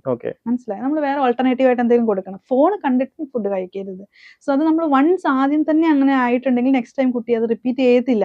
ഇപ്പൊ എനിക്കത് കിട്ടും, എന്റെ അമ്മ ഞാൻ വാശി പിടിച്ചാൽ തരും, അല്ലെങ്കിൽ എനിക്ക് ഫോൺ കിട്ടും എന്നുള്ളത് കൊണ്ടല്ലേ കരയുന്നത്. പക്ഷെ ഇവിടെ ഒരു പ്രശ്നം എന്ന് വെച്ചാല് ഇപ്പൊ അമ്മമാര് ചിലപ്പോ നിങ്ങക്ക് തരില്ല, നീ ഭക്ഷണം കഴിക്കണമെന്ന് പറയുമ്പോ തൊട്ടടുത്ത് ചിലപ്പോ ഗ്രാൻഡ് പാരന്റ്സ് ഉണ്ടാവും, ചിലപ്പോ ഹസ്ബൻഡ് തന്നെ ഉണ്ടാവും, അല്ലെങ്കിൽ ഫാമിലി റിലേറ്റീവ്സ്. നീ അത് കൊടുക്കുമോളെ, അല്ലെങ്കിൽ ഇത് ഞാൻ കഴിച്ചോട്ടെ, ഇങ്ങോട്ട് പോയി അപ്പൂപ്പ മേടിച്ചു തരാം, അല്ലെങ്കിൽ അമ്മ മേടിച്ചു തരാം. അതൊരു ശരിയായ ഒരു പ്രവണതയാണോ? അല്ല, അത് വലിയൊരു ചാലഞ്ചാണ്. കാരണം എന്താ വെച്ചാൽ രണ്ടുപേരും രണ്ട് ദിശയിൽ സഞ്ചരിച്ചുകൊണ്ടിരിക്കും. ഗ്രാൻഡ് പാരന്റ്സ് എപ്പോഴും കുട്ടികളുടെ അടുത്ത് ഭയങ്കര കൺസേൺഡ് ആയിരിക്കും. അവരുടെ എല്ലാ ഇഷ്ടങ്ങളും സാധിച്ചു കൊടുക്കും. പാരന്റ്സ് ഒരുപാട് കേസുകൾ അങ്ങനെയും വരാറുണ്ട്. നമുക്ക് പാരന്റ്സ് പറയുന്നതിന് അഗെയിൻസ്റ്റ് ആയിട്ട് ഗ്രാൻഡ് പാരന്റ്സ് പറയും. ഇത് നമ്മൾ ആസ് എ ഫാമിലി നമ്മൾ മൊത്തത്തിൽ അത് ചിന്തിക്കേണ്ട ഒരു കാര്യമാണ്. നമ്മൾ പറയുന്നത് നമ്മുടെ കുട്ടിയുടെ ആരോഗ്യകരമായിട്ടുള്ള ഒരു സ്വഭാവ രൂപീകരണത്തിനും അവനൊരു നല്ല വ്യക്തിയായിട്ട് ഈ സമൂഹത്തിൽ ജീവിക്കുകയും കൂടി വേണം. എന്താ പറയാ, ആന്റി സോഷ്യലൊന്നും ആയിട്ട് പോവാതെ അല്ലെ. അപ്പം അതിന് വേണ്ടിയിട്ട് നമ്മൾ ഏറ്റവും നല്ല രീതിയിൽ നമ്മൾ ചെയ്യാന്നുള്ളതാണ്. അപ്പൊ അവിടെ നമുക്ക് ഗ്രാൻഡ് പാരന്റ്സ് ആയാലും പാരന്റ്സ് ആയാലും അത് മനസ്സിലാക്കി തന്നെ ചെയ്യണം. ഒരു അമ്മ പറയുന്നതിന് അഗെയിൻസ്റ്റ് ആയിട്ട് അച്ഛൻ പറയുന്നു, അവർ പറയുന്നതിനനുസരിച്ച് ഗ്രാൻഡ് പാരന്റ്സ് പറയുന്നു. അപ്പം അത് എന്താ പറയാ, അത് കുട്ടിക്ക് ഒരു റോങ് മെസ്സേജ് ആണ് കൊടുക്കുന്നത്. അവിടെ കുട്ടി റോങ് മെസ്സേജിനെ ഉപരി ഗ്രാൻഡ് പാരന്റ്സിനെ സ്നേഹിക്കാൻ തുടങ്ങും. അച്ഛനും അമ്മയും ചിലപ്പോൾ ശത്രുക്കളായി മാറും. അങ്ങനെ ഒരുപാട് കേസുകൾ ഉണ്ടാവാറുണ്ട്. അപ്പം നമ്മള് പാരന്റിംഗ് എന്ന് പറയുന്നത് ഇപ്പൊ ഒരു ചാലഞ്ച് ആണ് ശരിക്കും. ബേസിക്കലി പറയാൻ പഴയ പോലെ അല്ല. എങ്ങനെയാണ് ഒരു കുട്ടീനെ വളർത്തേണ്ടതെന്ന് പറയാമോ? അതെ, നമ്മളൊരു ഒരു കുഞ്ഞിന് ജന്മം കൊടുക്കുമ്പോൾ ഒരു കുട്ടി ജനിക്കുന്നത് പോലെ തന്നെ ഒരു പാരന്റും ജനിക്കുകയാണ് അല്ലെ. നമുക്ക് അതിനു മുമ്പ് എക്സ്പീരിയൻസ് ഇല്ല. ഒരു കുട്ടി ജനിക്കുമ്പോഴാണ് നമ്മളൊരു പാരന്റ് ആകുന്നത്. അപ്പൊ നമ്മൾ ഈ പറഞ്ഞതുപോലെ എന്താണ് കുട്ടിക്ക് വേണ്ടത്, കുട്ടിക്ക് എന്താണോ നല്ലത് അതനുസരിച്ച് നമ്മൾ ചെയ്യാന്നുള്ളതാണ്. അല്ലാതെ അവന്റെ എല്ലാ ഇഷ്ടങ്ങളും സാധിച്ചു കഴിഞ്ഞിട്ട് ഇപ്പൊ അതുകൊണ്ടാണ് സൂപ്പർ മാർക്കറ്റിലൊക്കെ പോയി കഴിഞ്ഞിട്ട് നമുക്ക് നോ പറയാൻ പറ്റാത്തത്. അപ്പൊ നമ്മൾ എന്ത് ചിന്തിക്കും, ഒത്തിരി ആളുകളുടെ ഇടയിൽ കിടന്ന് ബഹളം വെക്കേണ്ട, അവൻ പറയുന്ന അങ്ങ് വാങ്ങിക്കൊടുത്തേക്കാന്ന് വിചാരിക്കും. അങ്ങനെ നമ്മൾ അവനെ കൊണ്ടുവന്ന് അതും ലാസ്റ്റ് നമ്മൾ വേണ്ടാന്ന് പറയുമ്പോൾ അവൻ സമ്മതിക്കത്തേ ഇല്ല. അങ്ങനെയാണ് എന്തെല്ലാം കേസുകൾ നമ്മുടെ സമൂഹത്തിലുണ്ട്. പറയാൻ പറ്റുന്ന ഒരു കേസ് പറയാൻ പറ്റുമോ? അത് നമ്മൾ മറ്റേ ട്രിവാൻഡ്രത്ത് തന്നെ അന്ന് കണ്ടിരുന്നില്ല, അഫാൻ എന്ന് പറയുന്ന ഒരു വ്യക്തിയുടെ ഒരു കാര്യമൊക്കെ. അത് അവന് എല്ലാ പാരന്റ്സ് അമ്മയെ ഉപദ്രവിച്ചു, എന്താ പറയാ ഗ്രാൻഡ് മദറിനെ, പിന്നെ ഫാമിലിയിലുള്ള ഒരുപാട് പേരെ അവര് കൊന്നു ചെയ്തു. സോ അപ്പൊ അങ്ങനെയൊക്കെയുള്ള ഒരു പ്രോബ്ലം ഫാമിലിന്നാണോ സ്റ്റാർട്ട് ചെയ്യുന്നത്? തീർച്ചയായിട്ടും നമുക്ക് ഫാമിലിയാണ് ഏറ്റവും, ഒരു കുഞ്ഞിനെ സംബന്ധിച്ചിടത്തോളം അവൻ ഏറ്റവും കൂടുതൽ ചെലവഴിക്കുന്നത് ഫാമിലിയിലാണ്. അവൻ കണ്ടുപഠിക്കുന്നത്, കേട്ടു പഠിക്കുന്നത്, അച്ഛനും അമ്മയും തമ്മിലുള്ള റിലേഷൻഷിപ്പ്, മറ്റു കുടുംബാംഗങ്ങളുമായിട്ടുള്ള ഒരു ബോണ്ടിങ്, ഷെയറിങ്, കെയറിങ്, ഇതൊക്കെ ഫാമിലിയിൽ നിന്നാണ് കണ്ടുപഠിക്കേണ്ടത് അല്ലെ. ഇപ്പൊ സ്കൂളിൽ പോവാന്ന് പറഞ്ഞാലും നമ്മൾ സ്കൂളിൽ എത്ര സമയമുണ്ട്, ഒരു 7-8 മണിക്കൂർ സ്കൂളിലുണ്ടായിരിക്കും, ബാക്കി സമയം മുഴുവൻ ഫാമിലിയിലാണ് അല്ലെ. അപ്പൊ നമ്മൾ മുമ്പേ പറഞ്ഞതുപോലെ നമ്മുടെ തിരക്കുകളിൽ നമുക്ക് കുട്ടികളിലേക്ക് നമ്മൾ സ്കൂളിൽ കൊണ്ടുപോയി വിടുന്നു, പിന്നെ ട്യൂഷന് വിടുന്നു, പിന്നെ വേറെ എന്തെങ്കിലുമൊക്കെ എക്സ്ട്രാ കരിക്കുലർ സാധനങ്ങളിൽ കൊണ്ടുപോയി അങ്ങനെ ഫുൾ അവരെ അങ്ങോട്ട് പുറത്തേക്ക് പറഞ്ഞു വിട്ട് അവരും സ്ട്രെസ്ഡ് ആണ്. ഒരുപാട് കുട്ടികളുണ്ട് ഇപ്പൊ 4 മണി 5 മണിയൊക്കെ ആയിട്ട് ട്യൂഷന് പോകും, ക്ലാസ് കഴിഞ്ഞ് വന്നിട്ട് ട്യൂഷന് പോകും, അത് കഴിഞ്ഞ് വന്നിട്ട് അവര് വേറെ ഏതെങ്കിലും ഇൻസ്ട്രുമെന്റ് പഠിക്കാൻ പോകും. ഇങ്ങനെ ഫുൾ അവര് ഓക്യുപ്പൈഡ് ആണ്. എല്ലാവരും ട്യൂഷന് പോകും. അതെനിക്ക് തോന്നുന്നു പാരന്റ്സിന് അവരുടെ ആ ഒരു ജോലി ഭാരം കുറയ്ക്കാൻ വേണ്ടി കണ്ടുപിടിച്ചൊരു സൊല്യൂഷൻ ആയിട്ടാണ് എനിക്ക് തോന്നുന്നത്. എല്ലാ കുട്ടികൾക്കും ട്യൂഷന്റെ ആവശ്യമുണ്ടെന്ന് എനിക്ക് തോന്നുന്നില്ല. സോ ഈ പറഞ്ഞതുപോലെ ഇപ്പൊ നമ്മൾ പറഞ്ഞു വന്നത് ഈ പഠന പ്രയാസമുള്ള കുട്ടികളുടെ കാര്യമാണ്. അങ്ങനെ എന്തെങ്കിലും പ്രയാസമുള്ള കുട്ടികളാണെങ്കിൽ ഒരു എക്സ്ട്രാ സപ്പോർട്ട് വേണമെന്നുണ്ടെങ്കിൽ അവർക്ക് ട്യൂഷനോ അതല്ലെങ്കിൽ ഇതുപോലെയുള്ള എന്തെങ്കിലും സപ്പോർട്ടോ എടുക്കാം. അതല്ലാതെ എല്ലാ കുട്ടികളും ഇപ്പൊ ഇത്ര വലിയ വലിയ സ്കൂളുകളിൽ പഠിക്കുന്ന കുട്ടികൾ റെഗുലർ സ്കൂൾ അറ്റൻഡ് ചെയ്യുന്നുണ്ട്, റെഗുലർ ക്ലാസ്സസ് അറ്റൻഡ് ചെയ്യുന്നുണ്ട്. അത് കഴിഞ്ഞിട്ട് സെയിം കാര്യത്തിന് വേണ്ടി ട്യൂഷന് പോകുക എന്നുള്ളത് അതെന്തിനാണെന്ന് എനിക്ക് മനസ്സിലാവുന്നില്ല. ഈയിടെ ഞങ്ങളും കൂടി ഞങ്ങളുടെ ക്യാമ്പസിൽ ഇരുന്നിട്ട് ഒരു ഡിസ്കഷൻ പോവായിരുന്നു. അപ്പം എന്തോ ഒരു സ്റ്റാറ്റസിന്റെ ഒക്കെ ഒരു പ്രശ്നം പോലെയായി അത്. എനിക്ക് തോന്നുന്നു കുട്ടികളെ സ്കൂളിൽ നിന്ന് കഴിഞ്ഞ ഉടനെ ട്യൂഷൻ വിടുക, അങ്ങനെ. അപ്പൊ അതൊക്കെ അവർക്കൊരു പ്രഷറാണ് ബേസിക്കലി. എനിക്ക് തോന്നുന്നു ഇപ്പോഴത്തെ ഒരു കുട്ടി എന്ന് പറഞ്ഞാല് കാലത്ത് നേരത്തെ എഴുന്നേറ്റ് ഒന്നെങ്കിൽ കരാട്ട അല്ലെങ്കിൽ ഡാൻസ് ക്ലാസ്, അത് കഴിഞ്ഞ് നേരെ സ്കൂളിൽ പോകുന്നു, ഈവനിങ് വരുന്നു, ചായ കുടിക്കാനുള്ള സമയം പോലും ഇല്ല. ചിലപ്പോൾ സ്കൂളിൽ നിന്ന് ഡയറക്റ്റ് ട്യൂഷനിൽ പോകുന്നു, തിരിച്ചു വരുന്നു, ഒന്നെങ്കിൽ ഹോംവർക്ക് ചെയ്യാനുണ്ടാവും അല്ലെങ്കിൽ അടുത്തൊരു ആക്ടിവിറ്റി പഠിക്കാനുണ്ടാവും. അപ്പൊ ആ കുട്ടിക്ക് എവിടെയാണ് ഒന്ന് ബ്രീത്ത് ചെയ്യാനായിട്ട് സമയമില്ല. അതാണ് ഞാൻ പറഞ്ഞത്, നമുക്ക് ഈവനിങ്ങിലൊക്കെ സ്കൂൾ വിട്ട് കഴിഞ്ഞിട്ടൊക്കെ ഫാമിലിയിൽ ഒരു നല്ല സമയം ഉണ്ടാവുക, ക്വാളിറ്റി സമയം ഉണ്ടാവുക, അവരുടെ കൂടെ സമയം ചെലവഴിക്കുക. എൻ്റെ അടുത്തൊരാള് അല്ലെങ്കിൽ എൻ്റെ അച്ഛനോ അമ്മയോ വന്നിട്ട് നമ്മളോട് സംസാരിക്കുകയാണ്, ഇന്ന് സ്കൂളിൽ എങ്ങനെ ഉണ്ടായിരുന്നു, എനിക്ക് എന്തെങ്കിലും ഒരു പ്രശ്നം ഉണ്ടായിരുന്നോ, അല്ലെങ്കിൽ എങ്ങനെയായിരുന്നു അന്നത്തെ ദിവസം പോയത്, അങ്ങനെയൊക്കെ നമ്മൾ അത്രയും നല്ല രീതിയിൽ ഇടപഴകുമ്പോൾ ആ കുട്ടിക്ക് എന്തെങ്കിലും ഒരു ബുദ്ധിമുട്ടുണ്ടെങ്കിൽ പറയാൻ ശ്രമിക്കും. അല്ലെങ്കിൽ നമുക്ക് മനസ്സിലാവണം നമ്മുടെ കുട്ടിക്ക് എന്തെങ്കിലും ഒരു ബുദ്ധിമുട്ടുണ്ടെങ്കിൽ അവന്റെ പെരുമാറ്റത്തിൽ നിന്നോ അവന്റെ സ്വഭാവത്തിൽ നിന്നോ ഒക്കെ അവന് ഒരു ഉൾവലിയുന്ന സ്വഭാവം ഒക്കെ കാണുമ്പോൾ നമുക്ക് മനസ്സിലാവണം എൻ്റെ കുട്ടിക്ക് എന്തോ ഒരു പ്രശ്നം ഉണ്ട് എന്നുള്ളത്. അത് ചോദിച്ച് മനസ്സിലാക്കാനും അങ്ങനെ ഒരു സപ്പോർട്ട് ഒരു കുട്ടിയുടെ പാരന്റിനുപരി ഒരു ഫ്രണ്ട് ആവണം എന്നാണോ ഉദ്ദേശിക്കുന്നത്? ഫ്രണ്ട് ആവണം എന്നില്ല. നമുക്കൊരു ഫ്രണ്ട്ലി ആവാം, പക്ഷെ നമ്മൾ പാരന്റ് എപ്പോഴും ഒരു ഫ്രണ്ട് ആണെന്ന് പറയുന്നതിനോട് നമുക്ക് യോജിക്കാൻ പറ്റത്തില്ല. ഫ്രണ്ട് വേറെയാണ്, പാരന്റ് വേറെയാണ് അല്ല. എല്ലാ കാര്യങ്ങളും ഇപ്പൊ ഫ്രണ്ട്സ് എന്ന് പറയുമ്പോൾ ഒരുപാട് കാര്യങ്ങൾ ഷെയർ ചെയ്യും, അല്ലെങ്കിൽ ഒരു പാരന്റും ഒരു കുട്ടിയും തമ്മിലുള്ള റിലേഷൻഷിപ്പ് ഒരിക്കലും ഒരു ഫ്രണ്ട്സിന്റെ റിലേഷൻഷിപ്പ് പോലെ ആവില്ല. പക്ഷെ ചില പാരന്റ്സ് പറയും ഞാനും എന്റെ മോനും അല്ലെങ്കിൽ ഞാൻ എന്റെ മോനും ഭയങ്കര ഫ്രണ്ട്സ് ആണ്, ഞങ്ങൾ ഫ്രണ്ട്ലി ആണ്, എന്നും തുറന്നു പറയണ്ട ആ പോട ബന്ധാണെന്നൊക്കെ പറയുന്നുണ്ട്. പക്ഷെ എന്നാലും ആ കുട്ടി എല്ലാ കാര്യങ്ങളും ആ പാരന്റ് അടുത്ത് പറയുന്നുണ്ടാവില്ല. അപ്പൊ ഫ്രണ്ട്ലി ആയിരിക്കണം, തിരിച്ച് അപ്രോച്ചബിൾ ആയിരിക്കണം. അപ്പൊ എന്റെ ഒരു നമുക്ക് എന്താ പറയാ ഒരു ടെററായിട്ട് നിന്നിട്ടുണ്ട് നമ്മുടെ കുട്ടിക്ക് നമ്മുടെ അടുത്തേക്ക് വരാനോ ഷെയർ ചെയ്യാനോ ഒന്നും പറ്റത്തില്ല. പക്ഷെ നല്ല ഫ്രണ്ട്ലി ആവാം, പക്ഷെ ഫ്രണ്ട് ആവണ്ട എന്നുള്ളതാണ് ബേസിക്കലി. എത്ര വയസ്സ് മുതലാണ് ഒരു കുട്ടിക്ക് സെക്സ് എഡ്യൂക്കേഷൻ കൊടുക്കേണ്ടത്? ഇത് ചോദിക്കാനുള്ള റീസൺ ഇപ്പോഴത്തെ ഒരു സാഹചര്യത്തില് ചില കുട്ടികൾ ഇപ്പൊ പ്യൂബർട്ടി നേരത്തെ ആവുന്നു, ഈ പറഞ്ഞ പോലെ 5 വയസ്സുകാരന് എന്താ ചെയ്യണമെന്ന് അറിയുന്നില്ല. എല്ലാ പാരന്റ്സിനും ഇത് പറഞ്ഞു കൊടുക്കാൻ മടിയുണ്ട്. ആൻഡ് ടീച്ചേഴ്സ് സ്കൂളിലാണെങ്കിൽ പോലും ഇത് കറക്റ്റ് ആയിട്ട് എഡ്യൂക്കേഷൻ സിസ്റ്റം കറക്റ്റ് അല്ല. അപ്പൊ എത്ര വയസ്സ് മുതൽ നമുക്ക് ഈ കുട്ടികളിൽ സെക്സ് എഡ്യൂക്കേഷൻ കൊടുക്കാം? പഴയ ഒരു സാഹചര്യം അല്ല, വീണ്ടും നമ്മൾ അത് തന്നെ പറയേണ്ടി വരും. നമുക്ക് ഇപ്പോഴത്തെ അവരുടെ ഫുഡിന്റെ ഹാബിറ്റ് ആയാലും അവരുടെ ശാരീരിക മാനസിക വളർച്ചയൊക്കെ വ്യത്യസ്തമാണ് അല്ലെ. പണ്ട് പറഞ്ഞ പോലെ 12-13 വയസ്സിലൊക്കെയാണ് ഒരു പ്യൂബർട്ടി എന്ന് പറഞ്ഞാൽ ഇപ്പൊ ഒരു 8 വയസ്സിലൊക്കെ തുടങ്ങുന്നുണ്ട്. അപ്പൊ ആ ഒരു കാലഘട്ടത്തിൽ തന്നെ ഇപ്പൊ ഒരു 8 വയസ്സുള്ള കുട്ടിക്ക് എന്തെങ്കിലും ഈ പറയുന്ന പോലെ മാറ്റങ്ങൾ വന്നാൽ എന്താണെന്ന് ഉൾക്കൊള്ളാനോ മനസ്സിലാക്കിക്കൊള്ളണം പറ്റിക്കൊള്ളണമെന്നില്ല. അപ്പൊ സെക്സ് എഡ്യൂക്കേഷൻ എപ്പോഴും ഇമ്പോർട്ടന്റ് ആണ്. എന്താണ് തങ്ങളിൽ വരുന്ന മാറ്റം, എന്താണ് ശാരീരികമായിട്ടും മാനസികമായിട്ടും, അതുപോലെ ഇങ്ങനെയുള്ള കാര്യങ്ങൾ പറഞ്ഞു കൊടുക്കണം. സ്കൂളിൽ നിന്നായാലും പാരന്റ്സ് ആയാലും. അറിയാതെ വരുമ്പോഴാണ് അവർ കൂടുതലായിട്ടും എന്താ പറയാ കൂടുതലായിട്ട് ആൻഷ്യസ് ആവുക, അല്ലെങ്കിൽ അവർ അറിയാൻ ശ്രമിക്കുക. ചിലപ്പോൾ അത് റോങ് വഴി കൂടി ആയിരിക്കും കാര്യങ്ങൾ അറിയുകയും ഡിസ്കസ് ചെയ്യുകയും ചെയ്യുന്നത്. സ്കൂളിൽ തീർച്ചയായിട്ടും ഒരു 4ാം ക്ലാസ് 5ാം ക്ലാസ് മുതലൊക്കെ നമുക്ക് സ്റ്റാർട്ട് ചെയ്യാവുന്നതേ ഉള്ളൂ. സ്കൂളിൽ 4th സ്റ്റാൻഡേർഡ് മുതൽ സെക്സ് എഡ്യൂക്കേഷൻ കൊണ്ടുവരണം എന്നാണ്. അല്ല, ഒരു 5 വയസ്സ് എന്ന് പറയുമ്പോൾ 5ാം ക്ലാസ് എന്ന് പറയുമ്പോൾ 10 വയസ്സല്ലേ. അപ്പൊ നമുക്ക് ബേസിക് ആയിട്ടുള്ള കാര്യങ്ങൾ, ബാഡ് ടച്ച് ഗുഡ് ടച്ച് ഒക്കെ നമ്മൾ ചെറിയ ക്ലാസ്സുകളിൽ പഠിപ്പിക്കുന്നുണ്ട്. റൈറ്റ്, അതൊക്കെ ഒരു സെക്സ് എഡ്യൂക്കേഷന്റെ ഭാഗം തന്നെയാണ്. അവരവരെ അറിയുക, അവരുടെ ബോഡി പാർട്സ് അറിയുക, ബാഡ് ടച്ച് അറിയുക. അതായത് നമ്മൾ ഒരു കുട്ടിയെ എക്സ്പ്ലോയിറ്റ് ചെയ്തിട്ടുണ്ടെങ്കിൽ തന്നെ, അത് അല്ലെങ്കിൽ മൊളസ്റ്റ് ചെയ്തിട്ടുണ്ടെങ്കിൽ അത് അറിയുക, അത് മനസ്സിലാക്കുക, അത് ആളുകളുടെ അടുത്ത് പറഞ്ഞു എന്താ പറയാ ഒരു ടീച്ചറിന്റെ അടുത്തോ പാരന്റിന്റെ അടുത്തോ വന്ന് പറഞ്ഞ് അതിന് ഇങ്ങനെ ഒരു സംഭവം ഉണ്ടായി എന്നുള്ളത് പല കുട്ടികൾക്കും പേടിയാണ് പറയാൻ തന്നെ. അങ്ങനെയുള്ള ഇന്നത്തെ ന്യൂസ്, ഇന്ന് രാവിലെ ഞാൻ കണ്ട ഒരു ന്യൂസാണ്. പ്രായപൂർത്തിയാകാത്തൊരു പെൺകുട്ടിയെ ഇത് പറഞ്ഞതുപോലെ എന്താണ് മറ്റേ ആഭിചാരക്രിയകളുടെ പേരിൽ പീഡിപ്പിച്ചു എന്നുള്ളതാണ് ഇപ്പൊ ഞാൻ വരുന്ന സമയത്ത് കണ്ടിട്ട് വന്നൊരു ന്യൂസ്. സോ അപ്പൊ അത് പ്രായപൂർത്തിയാവാത്ത കുട്ടിയാണ്. മനസ്സിലാവും. പാരന്റ്സും ഒരുപാട് എന്താ പറയാ കരുതലോട് വേണം കുട്ടികളെ ഓരോ നമ്മൾ ഇതുപോലെയുള്ള ആളുകളുടെ അടുത്ത് കൊണ്ടുപോകുമ്പോഴും എന്ത് സപ്പോർട്ട്. ഇപ്പൊ ഇതുപോലെ കുട്ടികളെ കൗൺസിലേഴ്സിന്, അതും കഴിഞ്ഞ മാസങ്ങളിലൊക്കെ കണ്ടിരുന്നു, കൗൺസിലിംഗ് കൊണ്ടുപോയെടുത്ത് കൗൺസിലർ കുട്ടികളെ ഉപദ്രവിച്ചു പീഡിപ്പിച്ചു എന്നൊക്കെ ഉള്ളത്. അങ്ങനെ ഒരു അതെ, അതാ പറഞ്ഞേ, അങ്ങനെയുള്ളൊരു ലോകത്താണ് നമ്മൾ ഇന്ന് ജീവിക്കുന്നത്. അപ്പം നമ്മുടെ കുട്ടികളെ നമ്മൾ ഏറ്റവും നല്ല രീതിയിൽ പരിപാലിക്കുകയും അതുപോലെ അവരെ മനസ്സിലാക്കുകയും ചെയ്യേണ്ട പാരന്റ്സ് ആണ്. അത് ഏറ്റവും കൂടുതൽ റെസ്പോൺസിബിലിറ്റി ഉള്ളത് പാരന്റ്സിന്, പിന്നെ ഉള്ളൂ ടീച്ചേഴ്സിനായാലും ബാക്കി ആർക്കായാലും. സോ നമ്മുടെ കുട്ടികൾ നമ്മുടെ ഉത്തരവാദിത്വമാണ്. നമ്മൾ തന്നെ നമ്മുടെ കുട്ടീനെ ശരിയാക്കി എടുക്കണം. അല്ലാതെ നമ്മൾ വേറൊരു ഓപ്ഷനിൽ പോവാതിരിക്കാൻ നല്ലതെന്ന് പറയുന്നു. അല്ല, നമ്മുടെ കുട്ടികളെ നമ്മൾ മനസ്സിലാക്കണം, അവർക്ക് പറയാനുള്ളത് നമ്മൾ കേൾക്കണം, അവർക്ക് എന്തെങ്കിലും ബുദ്ധിമുട്ടുണ്ടെങ്കിൽ അത് എന്താണെന്ന് ചോദിച്ച് മനസ്സിലാക്കുക, അവർക്കൊരു സപ്പോർട്ട് കൊടുക്കുക. നമ്മളെ കൊണ്ട് ചെയ്യാൻ പറ്റാത്തൊരു കാര്യമാണെങ്കിൽ നമ്മൾ പ്രൊഫഷണൽ ആയിട്ടുള്ള ആളുകളുടെ അടുത്തേക്ക് കൊണ്ടുപോവുക. ഇതാരാണ് ഈ പ്രൊഫഷണൽ എന്നും, ഇപ്പോൾ ഒരു എക്സാമ്പിൾ പറയുകയാണെങ്കിൽ നമ്മൾ ഇതുപോലെയൊക്കെ സപ്പോർട്ട് കൊടുക്കുന്ന പ്രൊഫഷണൽസ്, ഇപ്പം ഒരു സ്പെഷ്യൽ എഡ്യൂക്കേറ്ററിൻ്റെ കാര്യം പറയുകയാണെങ്കിൽ അത് rehabilitation council of India registered ആയിരിക്കണം. നമ്മൾ അതുപോലെ ഒരു സൈക്കോളജിസ്റ്റ് എന്ന് പറയുന്നത് RCA രജിസ്റ്റേർഡ് ആയിരിക്കണം. അപ്പം അങ്ങനെയുള്ള ക്വാളിഫൈഡ് ആയിട്ടുള്ള നല്ല ആളുകളുടെ പ്രാക്ടീഷണേഴ്സിൻ്റെ അടുത്ത് കൊണ്ടുപോവുക, നല്ല നല്ല സർവീസ് കൊടുക്കുക. അപ്പോഴും നമ്മൾ ഉറപ്പ് വരുത്തണം. പിന്നെ നമ്മൾ നമ്മുടെ അക്കാഡമിയിൽ എനിക്കറിയില്ല എത്രമാത്രം സെന്റേഴ്സ് അത് ചെയ്യുന്നുണ്ടെന്ന്, ഇതുപോലുള്ള തെറാപ്പികളൊക്കെ കൊടുക്കുമ്പോൾ ഞങ്ങൾ പാരന്റിനെയും കൂടി ഉൾപ്പെടുത്തും. ഞാൻ പറയാൻ വന്നൊരു കാര്യം അതായിരുന്നു. അതായത് ഇപ്പൊ കൗൺസിലിങ്ങിന് നമ്മൾ കുട്ടിയുടെ ഒപ്പം പാരന്റ്സ് ഇരുന്നാലാണ് കറക്റ്റ് ആയിട്ട് അത് അറിയാൻ പറ്റും. നമ്മൾ കുട്ടീൻ്റെ അടുത്ത് കൗൺസിലിങ്ങിൽ കുട്ടിയോടും സംസാരിക്കും, പാരന്റിനോടും സംസാരിക്കും, പിന്നീട് ഒന്നിച്ചും സംസാരിക്കും. അതല്ലാതെ നമ്മൾ ഈ മറ്റുള്ള ഡെവലപ്മെന്റൽ ഇഷ്യൂസ് ഉള്ള കുട്ടികൾക്ക് തെറാപ്പീസ് കൊടുക്കുമല്ലോ, നമ്മളെ ബിഹേവിയർ തെറാപ്പി ആയാലും അങ്ങനെയുള്ള തെറാപ്പി, സ്പീച്ച് തെറാപ്പി, അങ്ങനെയുള്ള സാധനങ്ങൾ കൊടുക്കുമ്പോൾ നമ്മൾ പാരന്റിനെയും സെഷനിലിരുത്തും. മോസ്റ്റ് ഓഫ് ദ സെന്റേഴ്സ് ചെയ്യുന്നത് എന്താണെന്ന് വെച്ചാൽ കുട്ടി മാത്രം തെറാപ്പി റൂമിലായിരിക്കും, തെറാപ്പിസ്റ്റിന്റെ കൂടെ, പാരന്റ് പുറത്തായിരിക്കും. ഞാനും അങ്ങനെ ഒരു പാരന്റ് ആയിരുന്നു കുറേ വർഷം. അകത്തെന്താ നടക്കുന്നത് എന്നുള്ളത് പുറത്തിരിക്കുന്ന പാരന്റിന് അറിയത്തില്ല. സോ അങ്ങനെ ചെയ്തിട്ട് കാര്യമില്ല. 45 മിനിറ്റാണ് നമ്മളൊരു തെറാപ്പി ഒരു കുട്ടിക്ക് കൊടുക്കുന്നത്. ഈ ഒരു 45 മിനിറ്റിൽ നമുക്കൊരു വലിയൊരു ഡ്രമാറ്റിക് ചേഞ്ചസ് ഒന്നും കൊണ്ടുവരാൻ പറ്റത്തില്ല. സോ ബാക്കിയുള്ള സമയം ഈ കുട്ടി പാരൻസിന്റെ കൂടെ വീട്ടിലാണ്. അപ്പൊ പാരൻസിന് നമ്മൾ പറഞ്ഞു കൊടുക്കണം നമ്മൾ എന്താണ് ചെയ്യുന്നത്, എങ്ങനെയാണ് ഇത് ചെയ്യേണ്ടത്, എങ്ങനെയാണ് കുട്ടിയെ വീട്ടിൽ സപ്പോർട്ട് ചെയ്യേണ്ടതെന്നുള്ളത്.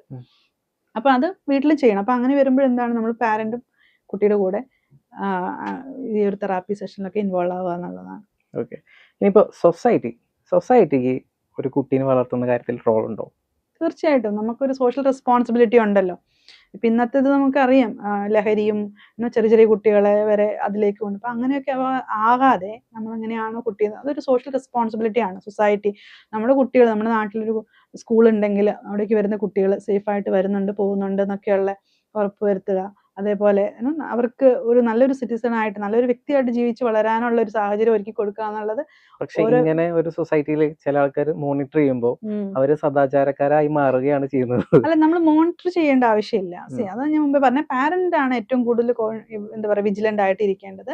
പക്ഷെ നമ്മൾ ഒരു കുട്ടിക്ക് ഈ പറഞ്ഞ പോലെ ആന്റി സോഷ്യൽ ആയിട്ടുള്ള കാര്യങ്ങളിലേക്ക് പോകാതെ, അല്ലെങ്കിൽ ഇപ്പോൾ സ്കൂളിന്റെ അടുത്തൊരു കടയുണ്ട്, ആ കടയിൽ തന്നെ ഡ്രഗ്സ് ഉണ്ട്, അപ്പൊ അതെന്താ, എന്ത് റെസ്പോൺസിബിലിറ്റി അത്? ഒരു സോഷ്യലി റെസ്പോൺസിബിൾ ആയ ഒരാൾ അങ്ങനെ ചെയ്യത്തില്ല. ചെറിയൊരു ലാഭത്തിന് വേണ്ടിയിട്ട് ഒരു തലമുറയെ തന്നെയാണ് മോശമാക്കുന്നത്. അപ്പൊ അങ്ങനെയുള്ള കാര്യങ്ങളാണ് നമ്മുടെ സോഷ്യൽ റെസ്പോൺസിബിലിറ്റി എന്ന് പറയുന്നത്. ആ കുട്ടിക്ക് നല്ല രീതിയിൽ വളർന്നു വരാനുള്ള ഒരു സാഹചര്യങ്ങൾ ഒരുക്കുക. അപ്പൊ നമ്മൾ ചെയ്യുന്നത്, ചിലപ്പോൾ ഞാൻ ആ കുട്ടിയുടെ അടുത്ത് മോറൽ പോലീസ് ആവേണ്ട ആവശ്യമില്ല, പക്ഷെ ഇങ്ങനെയുള്ള കാര്യങ്ങൾ ശ്രദ്ധയിൽപ്പെടുമ്പോൾ അത് നമുക്ക് അധികാരികളിലേക്ക് എത്തിക്കാനും അതിന് വേണ്ടുന്ന കാര്യങ്ങൾ ചെയ്യാനും പറ്റും. സോ അപ്പൊ അറിഞ്ഞും അറിയാതെ നമുക്ക് ഒരുപാട് കാര്യങ്ങൾ സൊസൈറ്റിയിൽ ചെയ്യാനായിട്ട് പറ്റും. ഇപ്പൊ മാം ഒരു മദറാണ്, ഒരു സൈക്കോളജിസ്റ്റ് ആണ്. അപ്പോൾ എന്തൊക്കെ മാറ്റങ്ങളാണ് ഇനി നമ്മുടെ സൊസൈറ്റി അല്ലെങ്കിൽ നമ്മുടെ ഇടയിൽ വരേണ്ടതെന്ന് തോന്നിയിട്ടുണ്ടോ? അതെ, തീർച്ചയായിട്ടും നമുക്ക് ഈ പറഞ്ഞ പോലെ ഒരു കുടുംബ ബന്ധങ്ങൾക്ക് നല്ലൊരു കെട്ടുറപ്പ് തീർച്ചയായിട്ടും വേണം. ആ ഒരു എന്താ പറയാ, മക്കളും പാരൻസും തമ്മിലുള്ള ഒരു ബോണ്ടിങ് റിലേഷൻഷിപ്പ് അതൊക്കെ തിരിച്ചു നല്ല രീതിയിൽ കൊണ്ടുവരണം. അതാണ് ഏറ്റവും കൂടുതലായിട്ട് വേണ്ടത്. പിന്നെ നമ്മുടെ മക്കളെ നമ്മൾ കേൾക്കണം. അതാണ് ഞാൻ എപ്പോഴും പറയാ, നമ്മൾ കേൾക്കാൻ ഒരു കേൾവിക്കാരാവണം. അപ്പൊ നമ്മുടെ കുട്ടി എന്തോ പറയാൻ വരുമ്പോഴത്തേനും മതി എനിക്കറിയാം. ഇതാണ് കൂടുതൽ നമ്മുടെ അടുത്ത് തന്നെ വരുന്ന പാരൻസ്. അവനങ്ങനെയാണ്, അവന് മടിയാണ്, അവനിതാണ്, അവന് പഠിക്കാൻ പറ്റും, അവൻ പഠിച്ചുകൊണ്ടിരുന്ന, പക്ഷെ അവൻ എന്തുകൊണ്ടാണ് അങ്ങനെയെന്നുള്ളത് കേൾക്കുന്നില്ല. അപ്പൊ അവന് വേറൊരു കഥ പറയാനുണ്ട്, ഞാൻ എന്ത് പറഞ്ഞാലും കുറ്റമാണ്, എനിക്ക് പറയാനുള്ള സ്വാതന്ത്ര്യം ഇല്ല. ഇങ്ങനെ ഫോൺ അഡിക്ഷൻ ആണെന്ന് ഒരു കുട്ടിയെ കൊണ്ടുവന്നു, പക്ഷെ ആ കുട്ടിക്ക് സ്വന്തമായിട്ട് ഫോൺ ഇല്ല. പിന്നെ എങ്ങനെയാണ് കുട്ടിക്ക് ഫോൺ അഡിക്ഷൻ എന്ന് പറയാം? പക്ഷെ അച്ഛന്റെ അമ്മയുടെയും കംപ്ലൈന്റ് ഫോൺ അഡിക്ഷൻ ആണെന്നാണ്. കുട്ടി അച്ഛനോ അമ്മയോ ആരെങ്കിലും ഫോൺ കൊടുക്കുമ്പോൾ കാണുന്നത് മാത്രമേ ഉള്ളൂ. അപ്പൊ അതിന് നമുക്ക് അഡിക്ഷൻ ആണെന്ന് പറയാൻ പറ്റില്ല. അപ്പോൾ നമ്മൾ എന്താ പറയാ, നമ്മൾ പരസ്പരം അങ്ങോട്ടും ഇങ്ങോട്ടും ഒരു ബോണ്ടിങ് ഇല്ലാതെ അങ്ങനെ ആവരുത്. നമ്മുടെ മക്കൾക്ക് അൾട്ടിമേറ്റ്ലി നമ്മളാണ് ഒരു ഏറ്റവും വലിയൊരു സപ്പോർട്ട് സിസ്റ്റം ആയിട്ട് നിൽക്കേണ്ടതെന്നുള്ളതാണ്. ഇപ്പോൾ എവറോൺ അക്കാദമി എങ്ങനെയാണ് സമൂഹത്തിലേക്ക്, അല്ലെങ്കിൽ എങ്ങനെയാണ് ഹെൽപ്പ് ചെയ്യുന്നത്? സോ നമ്മുടെ അടുത്ത് ഇപ്പോൾ ഈ പറയുന്ന പോലെ എന്തെങ്കിലുമൊക്കെ ചാലഞ്ചസ് ഉള്ള കുട്ടികൾ, ഇപ്പം നമുക്കൊരു യാതൊരു ബുദ്ധിമുട്ടും ഇല്ല, നല്ല രീതിയിൽ പഠിച്ച് നല്ല ഇതിൽ പോകുന്ന കുട്ടികൾക്ക് വേണ്ടിയിട്ടുള്ള ഒരു അക്കാദമി അല്ല. അക്കാദമി എന്ന് കേൾക്കുമ്പോൾ ട്യൂഷൻ സെന്റർ ആണോ? പല ചോദ്യങ്ങളുണ്ടാവും. അങ്ങനെയല്ല. This is A centre for learning enhancement and counselling ആണ് ബേസിക്കലി. അപ്പം ഞാൻ മുമ്പേ പറഞ്ഞതുപോലെ പഠിക്കാനുള്ള ഒരു എൻഹാൻസ്മെന്റ് കൊടുക്കുക, സപ്പോർട്ട് കൊടുക്കുന്നുണ്ട്. ഒപ്പം തന്നെ ഒരു കുട്ടി പഠിച്ച് വലിയ മാർക്ക് മേടിക്കുക എന്നുള്ളതല്ല അൾട്ടിമേറ്റ് ലക്ഷ്യം, റൈറ്റ്? അതല്ല ഒരു കുട്ടിയുടെ സക്സസ് തീരുമാനിക്കുന്നതും. അവൻ ഈ സമൂഹത്തിൽ മുമ്പേ ഞാൻ പറഞ്ഞതുപോലെ പറഞ്ഞതുപോലെ നല്ലൊരു വ്യക്തിയായിട്ട് ജീവിക്കുക, നമുക്ക് നല്ലൊരു കരിയർ വേണമെന്ന് ആഗ്രഹിക്കുന്ന കുട്ടികൾക്ക് നല്ലൊരു കരിയർ ഉണ്ടാവുക. അപ്പോൾ അതിന് വേണ്ടുന്ന എല്ലാ സപ്പോർട്ടും എവറോൺ അക്കാഡമി ചെയ്തു കൊടുക്കും. ഫോർ എക്സാമ്പിൾ ആയിട്ട് പറയുകയാണെങ്കിൽ ഒരു 4 വയസ്സുള്ള കുട്ടിയാണ് നമ്മുടെ അടുത്ത് വരുന്നത്, പഠന പ്രയാസം ഉണ്ടെങ്കിൽ നമ്മൾ ആ കുട്ടിക്ക് വേണ്ടുന്ന ഇൻഡിവിജ്വലൈസ്ഡ് ആയിട്ടുള്ള അറ്റൻഷൻ കൊടുക്കും പഠനത്തിൽ. പിന്നെ അതുപോലെ തന്നെ അതിന് ശേഷവും ഇപ്പം എന്താ പറയുക, ഇപ്പം മാത്സ് ബുദ്ധിമുട്ടുള്ള ഒരു കുട്ടി അല്ലെങ്കിൽ ന്യൂമറിക്കൽ എബിലിറ്റി ഇല്ലാത്തൊരു കുട്ടിക്ക് പാരൻസിന്റെ നിർബന്ധം കൊണ്ട് എഞ്ചിനീയറിംഗ് കൊണ്ടുപോയി വിടുക, അത് അവിടെ ഡ്രോപ്പ് ഔട്ട് ആവുക, അങ്ങനെ ഇഷ്ടമില്ലാത്തൊരു കരിയറിലേക്ക് പോകുക, അങ്ങനെയൊന്നും ചെയ്യേണ്ട ആവശ്യമില്ല. അത് പാരൻസിന്റെ വീണ്ടും എന്താ പറയാ ഒരു എക്സ്പെക്ടേഷൻ ആണ്, എൻ്റെ കുട്ടി ഇതാവണം അതാവണം. അങ്ങനെയല്ല ശരിക്കും ഒരു കുട്ടിയുടെ കോഴ്സ് തീരുമാനിക്കുന്നതും കരിയർ തീരുമാനിക്കേണ്ടതും. അവൻ എന്താണോ സ്കില്ലുള്ളത്, അവൻ്റെ ആപ്റ്റിറ്റ്യൂഡ് എന്താണ്, അവൻ്റെ കഴിവ് എന്താണ്, അവൻ്റെ താല്പര്യം എന്താണ്, അതനുസരിച്ചിട്ട് വേണം നമ്മൾ കോഴ്സ് ആയാലും കരിയർ ആയാലും സെലക്ട് ചെയ്യാൻ. അപ്പം ഞാൻ പറഞ്ഞതുപോലെ ഇതുപോലെ പഠിക്കാനുള്ള സപ്പോർട്ട് കൊടുക്കും. ഒപ്പം തന്നെ നമ്മൾ സ്വഭാവം മോഡിഫിക്കേഷൻ അല്ലെങ്കിൽ ബിഹേവിയർ മോഡിഫിക്കേഷനുള്ള തെറാപ്പീസ് ഉണ്ട്. ഒപ്പം തന്നെ നമ്മൾ ഒരു 10th അല്ലെങ്കിൽ ഹൈസ്കൂളൊക്കെ കഴിഞ്ഞ കുട്ടിക്ക് എങ്ങനെയാണ് സ്ട്രീം സെലക്ട് ചെയ്യേണ്ടത്, അവൻ്റെ അഭിരുചി അനുസരിച്ചിട്ട് സ്ട്രീം സെലക്ട് ചെയ്യാനുള്ള സൈക്കോമെട്രിക് അസസ്മെന്റുകളുണ്ട്, ആപ്റ്റിറ്റ്യൂഡ് ടെസ്റ്റുകളുണ്ട്, ഒരു പ്രൊഫഷണൽ കോഴ്സ് എടുക്കാനുള്ളതുണ്ട്. അതേപോലെ നമുക്കൊരു മെന്റർഷിപ്പ് പ്രോഗ്രാം ഉണ്ട്. ഈ പറഞ്ഞ കുട്ടികളൊക്കെ തന്നെ ഏതെങ്കിലും ഒരു സാഹചര്യത്തിൽ അവർക്ക് ലൈഫിൽ ഒരു സ്റ്റക്കായി അല്ലെങ്കിൽ ഒരു ഡിസിഷൻ എടുക്കാൻ പറ്റുന്നില്ല അല്ലെങ്കിൽ ഒന്ന് ഡൗൺ ആയാൽ നമ്മളെ കണക്ട് ചെയ്യാം. സോ നമ്മുടെ ഒരു മെന്റർഷിപ്പ് ഒരു എന്താ പറയുക ത്രൂ ഔട്ട് ഉണ്ടാവും. അവരൊരു നല്ലൊരു മെന്റൽ ഹെൽത്ത് ഉള്ള ഒരു വ്യക്തിയായിട്ട് അവരുടെ നല്ലൊരു കരിയർ അല്ലെങ്കിൽ ജോലി നല്ലൊരു വിദ്യാഭ്യാസമൊക്കെ നേടുന്ന ഒപ്പം നമ്മളുണ്ട്. അപ്പം നമ്മുടെ അക്കാഡമിയിൽ നോക്കുകയാണെങ്കിൽ നമുക്കൊരു 3.5-4 വയസ്സ് മുതലുള്ള കുട്ടികൾ വരുന്നുണ്ട്. അതേപോലെ തന്നെ ഒരു ഹയർ സ്റ്റഡീസിന് പഠിക്കുന്ന അല്ലെങ്കിൽ PG ലെവലിൽ പഠിക്കുന്ന കുട്ടികളുണ്ട്. ഒരു കൗൺസിലിങ്ങിനാണെങ്കിലും അല്ലെങ്കിൽ കരിയർ കൗൺസിലിങ്ങിനാവാം, അല്ലെങ്കിൽ ഏത് സ്ട്രീം തിരഞ്ഞെടുക്കണം ഹയർ സ്റ്റഡീസിന് എന്നുള്ളത്, അങ്ങനെയൊക്കെ ഒരു കൺഫ്യൂസ്ഡ് ആയിട്ട് നിൽക്കുന്ന കുട്ടികളുണ്ട്. അപ്പം നമുക്ക് അവരെയൊക്കെ സയന്റിഫിക് ആയിട്ട് സപ്പോർട്ട് ചെയ്യാൻ പറ്റും. നമുക്ക് സൈക്കോമെട്രിക് അസസ്മെന്റ് എടുക്കാം, ആപ്റ്റിറ്റ്യൂഡ് ടെസ്റ്റ് എടുക്കാം. അതുവഴി നമുക്കൊരു കുട്ടിയുടെ അഭിരുചി മനസ്സിലാക്കാൻ പറ്റും, അവരുടെ പേഴ്സണാലിറ്റി ടൈപ്പ് എന്താണെന്ന് മനസ്സിലാക്കാൻ പറ്റും, അവർക്ക് ചേർന്ന കോഴ്സ് എന്താണെന്ന് മനസ്സിലാക്കാനായിട്ട് പറ്റും. അപ്പോൾ നമ്മൾ ഇന്ന കോഴ്സ് എടുക്കണം എന്ന് ഒരിക്കലും പറയില്ല, ഇതാണ് നിങ്ങളുടെ മേജർ ഏരിയ. ഇപ്പോൾ ഫോർ എക്സാമ്പിൾ ഒരു നമ്മൾ ഡിഫറൻഷ്യൽ ആപ്റ്റിറ്റ്യൂഡ് ടെസ്റ്റ് എന്ന് പറയും, DAT, അത് എടുക്കുമ്പോൾ നമുക്ക് ഒരു 5-6 മെയിൻ ഏരിയാസ് നമുക്ക് മനസ്സിലാക്കാനായിട്ട് പറ്റും. Numerical ability, spatial, verbal reasoning, ഇങ്ങനെയുള്ള പല കാര്യങ്ങൾ. അപ്പോൾ എക്സാമ്പിൾ ആയിട്ട് പറയുകയാണെങ്കിൽ ന്യൂമറിക്കൽ എബിലിറ്റി തീരെ ഇല്ലാത്തൊരു കുട്ടിക്ക് നമ്മൾ ഒരിക്കലും എഞ്ചിനീയറിംഗ് ഒന്നും സജസ്റ്റ് ചെയ്യത്തില്ല. അതുപോലെ ലോജിക്കൽ റീസണിങ് അല്ലെങ്കിൽ വെർബൽ റീസണിങ് ഒന്നും ഇല്ലാത്തൊരു കുട്ടിയാണെന്നുണ്ടെങ്കിൽ അവർക്ക് ഇപ്പം മറ്റ് ഇപ്പം എന്താ പറയുക ഒരു ടീച്ചിങ്ങോ ഒരു കൗൺസിലിങ്ങോ അപ്പം അങ്ങനെയുള്ളതൊക്കെ ഭയങ്കര ചാലഞ്ചിങ് ആയിരിക്കും. അപ്പോൾ അവരുടെ ആ ഒരു സ്കില്ല് നോക്കിയിട്ട് അവരുടെ എബിലിറ്റി നോക്കിയിട്ട് നമുക്ക് ഇതാണ് നിങ്ങളുടെ ഏരിയ, ഇതാണ് കപ്പ് ഓഫ് ടീ എന്ന് നമുക്ക് പറഞ്ഞു കൊടുക്കാനായിട്ട് പറ്റും. ഒരു 10th കഴിഞ്ഞ കുട്ടിക്ക് ഇത് ആവശ്യം വരുന്നുണ്ടോ? 10th കഴിഞ്ഞ കുട്ടി നമുക്ക് ഈവൻ 8th സ്റ്റാൻഡേർഡിൽ പഠിക്കുമ്പോൾ തന്നെ നമുക്കൊരു അസസ്മെന്റ് ഒക്കെ എടുക്കാം. അപ്പോൾ തന്നെ ആ കുട്ടിയുടെ അഭിരുചി എന്താണെന്ന് മനസ്സിലാക്കി അവന് നല്ല ഫോക്കസ്ഡ് ആയിട്ട് പഠനത്തിലേക്കും കരിയറിലേക്കും കൊണ്ടുപോകാനായിട്ട് ഹൈസ്കൂൾ ലെവലിൽ തന്നെ സഹായിക്കും. അപ്പോൾ 10th കഴിഞ്ഞിട്ട് അവൻ എന്ത് കോമേഴ്സ് എടുക്കണോ, സയൻസ് എടുക്കണോ, ഹ്യൂമാനിറ്റീസ് എടുക്കണോ എന്നുള്ളൊരു നല്ലൊരു ഐഡിയ. ശരിക്കും പല ആൾക്കാരും പറയും SLC കഴിഞ്ഞു, +2 കഴിഞ്ഞു, ഡിഗ്രി കഴിഞ്ഞു, ഇങ്ങനെ പോയിക്കൊണ്ടിരിക്കും. പക്ഷെ എന്തെടുക്കണം എന്നുള്ളത് ഇവിടെ എനിക്ക് പോലും ഭയങ്കര സംശയമായിരുന്നു. പിന്നെ എൻ്റെ വീട്ടുകാർ എന്നെ എഞ്ചിനീയറിംഗ് കൊണ്ട് ഞാൻ ഡ്രോപ്പ് ചെയ്തു. പിന്നെ ഞാൻ MBA എടുത്ത് എൻ്റെ വഴിക്ക് ഞാൻ പോയി. പക്ഷെ കുട്ടികൾക്ക് ഇപ്പോഴും അറിയാത്തൊരു കാര്യം എന്ത് പഠിക്കണം എന്നാണ്. എന്ത് പഠിക്കണം, ഏതാണ് എനിക്ക് ചേരുന്ന കോഴ്സ് എന്ന് അറിയില്ല. പാരന്റ്സ് പറയുന്നത് അവരുടെ നിർബന്ധം, ചിലപ്പോൾ പാരന്റ്സിന് അവർക്ക് പഠിക്കാൻ പറ്റാത്തൊരു കോഴ്സ്, എനിക്ക് എഞ്ചിനീയർ ആകാൻ പറ്റിയില്ല, എനിക്ക് ഡോക്ടർ ആകാൻ പറ്റിയില്ല, അതുകൊണ്ട് എൻ്റെ മകനാകണം. അപ്പൊ അങ്ങനെയൊക്കെ രീതിയിലാണ് കോഴ്സ് എടുക്കുന്നത്. ഈ പാരന്റ്സ് അത് പറയാനുള്ള റീസൺ അവര് പറഞ്ഞ ഒരു ജസ്റ്റിഫിക്കേഷൻ, ഞാൻ പഠിക്കുന്ന സമയത്ത് അതിനുള്ള സാഹചര്യം ഉണ്ടായിരുന്നില്ല, എനിക്ക് അതിനുള്ള സാഹചര്യം ഞങ്ങൾ ഒരുക്കിയിട്ടുണ്ട്, അപ്പൊ അത് യൂട്ടിലൈസ് ചെയ്യണമെന്നാണ് കുട്ടീനെ ഫോഴ്സ് ചെയ്തുകൊണ്ടിരിക്കുന്നത്. സാഹചര്യം മാത്രം പോരാ, കുട്ടിക്ക് അതിനുള്ള കഴിവും കൂടി ഉണ്ടായിരിക്കണം. അപ്പൊ കുട്ടിയുടെ കഴിവും അവന്റെ ആ ഒരു സ്കില്ലൊക്കെ മനസ്സിലാവണം, അവന്റെ താല്പര്യവും കൂടി മനസ്സിലാക്കണം. അതൊക്കെ നോക്കിയിട്ട് നമുക്ക് ഒരു കുട്ടിക്ക് ഒരു കോഴ്സ് സെലക്ട് ചെയ്യാൻ പാടുള്ളൂ. അപ്പൊ നമ്മൾ എപ്പോഴും ഒരു 9, 10 പഠിക്കുന്ന സമയത്ത് തന്നെ ഈ രീതിയിലുള്ള അസസ്മെന്റ് ചെയ്തിട്ടുണ്ടെങ്കിൽ ആ കുട്ടിയുടെ താല്പര്യവും അവന്റെ കഴിവും അഭിരുചിയും എല്ലാം മനസ്സിലാക്കിക്കൊണ്ട് ഏറ്റവും ബെസ്റ്റ് ആയിട്ടുള്ള ഒരു സ്ട്രീം തിരഞ്ഞെടുക്കാൻ പറ്റും. അപ്പോൾ കരിയർ ഫോക്കസ്ഡ് ആയിട്ട് ആ രീതിയിലേക്ക് അവന് കൊണ്ടുപോകാനായിട്ട് പറ്റും. അപ്പം എന്താ പറയാ, തീരെ ഈ പറഞ്ഞ എഞ്ചിനീയറിംഗ് സ്കിൽ ഇല്ലാത്ത ഒരാളെ എൻട്രൻസിന് വിട്ടിട്ട് JEയും KEAM ഒക്കെ എഴുതിപ്പിച്ച് എഞ്ചിനീയറിംഗ് 4 വർഷമൊക്കെ റിപ്പീറ്റ് ചെയ്യുന്ന കുട്ടികൾ. അതെ, അതിന്റെ ആവശ്യമില്ല വേറെ. അതേപോലെ തന്നെയാണ് ഈ എന്താ പറയാ കോഴ്സ് എടുക്കാൻ വരുന്ന അല്ലെങ്കിൽ ഏറ്റവും പെട്ടെന്ന് ജോലി കിട്ടുന്ന ഏത് കോഴ്സ് എടുക്കുക, അങ്ങനെയൊക്കെയാണ് ഇപ്പോഴും കരിയർ കൗൺസിലിംഗ് കുട്ടികളും പാരന്റ്സും വരുന്നത്. ഇപ്പൊ ട്രെൻഡിങ് ആയ കോഴ്സ് എന്താണ്? ഇപ്പോഴത്തെ പണ്ട് എഞ്ചിനീയറിംഗ് മെഡിസിൻ ഒക്കെ, അതെ, അതൊക്കെ പോയി. ഇപ്പൊ പാരന്റ്സ് ചിന്തിക്കുന്നത് ഏറ്റവും കൂടുതൽ സാലറി കിട്ടുന്ന, പെട്ടെന്ന് ജോലി കിട്ടുന്നത്, നല്ല സാലറി കിട്ടുന്ന, പഠിക്കാൻ എളുപ്പമുള്ള കോഴ്സ് ഏതാണ്? അതൊരു CA യുടെ ഒരു പ്രൊമോഷൻ ഭയങ്കരമായിട്ട് കൂടിക്കൊണ്ടിരിക്കുകയാണ്. CA, CMA, അതെ, CS. SCCA. അപ്പൊ അതിന്റെ പ്രൊമോഷൻസ് കൂടുന്ന റീസൺ എനിക്ക് തോന്നുന്നത് പാരന്റ്സ് ചിന്തിക്കുന്നത് ഇത് പഠിച്ചു കഴിഞ്ഞാൽ ഒരു ലക്ഷം രൂപ സാലറി, സ്റ്റാർട്ടിങ്ങിന് 70,000 ആണ്. അതല്ല ശരിക്കും വേണ്ടത്. അത് ആ ഒരു അത് വീണ്ടും അത് തന്നെ പറഞ്ഞു. ഇപ്പൊ ന്യൂമറിക്കൽ എബിലിറ്റി ഒക്കെ ഉള്ള കുട്ടിക്കാണെങ്കിൽ അങ്ങനെ പോകാം, പ്ലസ് ടു കഴിഞ്ഞിട്ടും പോകാം, ബികോം വിത്ത് CCA അല്ലെ CA CMA ഒക്കെ ചെയ്യാം. 21 വയസ്സിൽ ലൈഫ് സെറ്റ്. പക്ഷെ ആ ഒരു കഴിവില്ലാത്ത കുട്ടിക്ക് അല്ലെങ്കിൽ ആ ഒരു സ്കിൽ ഇല്ലാത്തൊരു കുട്ടിയെ നമ്മൾ നിർബന്ധിച്ചിട്ട് 21 വയസ്സിൽ ലൈഫ് സെറ്റ് ആക്കാൻ വേണ്ടിയിട്ട് ആ കോഴ്സ് എടുപ്പിക്കുന്നത് തെറ്റായ തീരുമാനമാണ്. അപ്പൊ ആ കുട്ടിക്ക് എന്താണോ പറ്റുന്നത്, ഇപ്പൊ നമ്മൾ നോക്കുവാണെങ്കിൽ എന്തെല്ലാം ഓപ്പർച്യൂണിറ്റീസ് ആണ്. ഒരു 10 വർഷം മുമ്പ് ഉണ്ടായിരുന്ന ഓപ്പർച്യൂണിറ്റീസ് അല്ല ഇപ്പോൾ ഉള്ളത്. ഇപ്പം ബ്ലോഗ് ചെയ്യുന്നവരുണ്ട്, ഡിജിറ്റൽ മാർക്കറ്റിംഗ് ചെയ്യുന്നവരുണ്ട്, ഗ്രാഫിക് ഡിസൈൻ, ഇതൊക്കെ അങ്ങനെ ഓരോരോ പുതിയ കാര്യങ്ങൾ പഠിക്കുന്നു, ചെയ്യുന്നു, പ്രൊഫഷൻ ആക്കുന്നവരുണ്ട്. അപ്പം നമ്മൾ ആ രീതിയിൽ ചിന്തിക്കണം, എന്താണ് നമ്മുടെ കുട്ടിക്ക് പറ്റുന്നത്, അത് അവരെ സപ്പോർട്ട് ചെയ്യും. ആ ഒരു അസസ്മെന്റ് അല്ലെങ്കിൽ ആ കുട്ടിക്ക് വേണ്ടുന്ന എല്ലാ കാര്യങ്ങളും എവറോൺ അക്കാദമി പ്രൊവൈഡ് ചെയ്യുന്നുണ്ട്. ചില പാരന്റ്സ് കുട്ടികളെ സ്കൂളിൽ വിടാതെ ഹോം ട്യൂഷൻ അല്ലെങ്കിൽ വീട്ടിലിരുത്തി പഠിപ്പിച്ചാൽ മതി, എന്റെ കുട്ടിയെ സ്കൂളിൽ അല്ലെങ്കിൽ പുറത്തു പോയി കഴിഞ്ഞാൽ അവൻ നാശമായി പോകും എന്നൊരു തോട്ടിൽ നടക്കുന്ന ചില പാരന്റ്സിനെ നമ്മൾ കാണാൻ സാധിച്ചു എനിക്ക് എന്റെ നെയ്ബർഹുഡിൽ തന്നെ. അത് ശരിയായ ഒരു തീരുമാനമാണോ? നമുക്കതൊരു ശരിയോ തെറ്റോ എന്ന് നമുക്കത് പറയാനായിട്ട് പറ്റില്ല. ഡിപ്പെൻഡ്സ് ഓൺ ആ ഒരു സാഹചര്യങ്ങളാണ്. ഓക്കെ, സോ ഹോം സ്കൂളിംഗ് എന്ന് വെച്ചിട്ടുണ്ടെങ്കിൽ ഒരു കുട്ടിയെ വീട്ടിലിരുത്തിയിട്ട് പറഞ്ഞു കൊടുക്കുക അല്ലെങ്കിൽ പഠിപ്പിക്കുന്ന രീതിയാണ്. അപ്പൊ അതിൽ കുറെ കാര്യങ്ങൾ നല്ല ഉത്തരവാദിത്വത്തോടു കൂടി പാരന്റ്സ് ചെയ്യേണ്ടതുണ്ട്. ഒന്നാമത്തെ കാര്യം, പാരന്റ്സിന് ആ കുട്ടിയെ പഠിപ്പിക്കാനുള്ള അറിവും വിദ്യാഭ്യാസവും ഉണ്ടായിരിക്കണം. അതല്ലെങ്കിൽ നല്ല ക്വാളിഫൈഡ് ആയിട്ടുള്ള ഒരു ടീച്ചറെ വെച്ചിട്ട് ആ കുട്ടിയെ പഠിപ്പിക്കാനുള്ള അഫോർഡബിലിറ്റി ഉണ്ടായിരിക്കണം.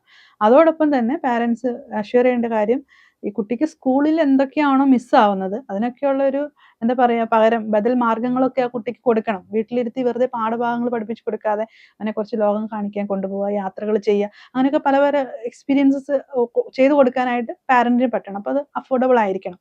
അതർ സൈഡിൽ നോക്കുമ്പോൾ സ്കൂളിൽ പോവാന്ന് പറയുന്നത് നമ്മൾ എന്താ പറയാ പഠിച്ചെടുക്കാൻ അല്ലെങ്കിൽ കുറച്ച് കാര്യങ്ങൾ അക്കാഡമിക്കലി പഠിക്കൽ മാത്രമല്ലല്ലോ നടക്കുന്നത്. സ്കൂളിൽ ഒരുപാട് കാര്യങ്ങൾ പഠിക്കുന്നുണ്ട്, അറിഞ്ഞും അറിയാതെയും.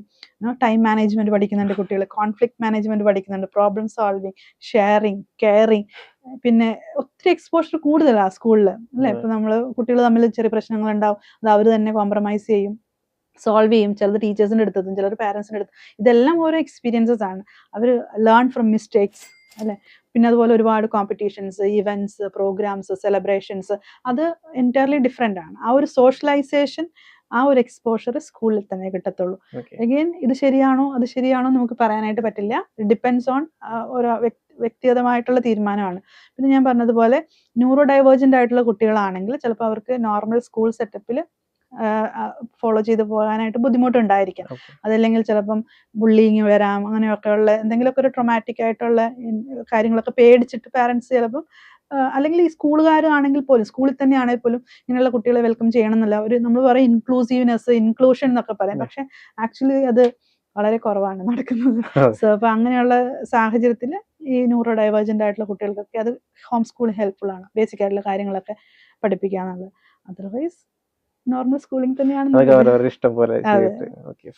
അപ്പോൾ ഒരുപാട് കാര്യങ്ങൾ ഷെയർ ചെയ്തു, അറിയാൻ സാധിച്ചു. അതായത് പാരന്റിങ് എങ്ങനെയൊക്കെ കുട്ടികളെ പഠിപ്പിക്കാം, എന്തൊക്കെ കാര്യങ്ങൾ ശ്രദ്ധിക്കണം എന്നൊക്കെ എല്ലാം പറഞ്ഞു തന്നു. അവസാനമായിട്ട് നമ്മുടെ പ്രേക്ഷകരോട് എന്താണ് പറയാനുള്ളത്?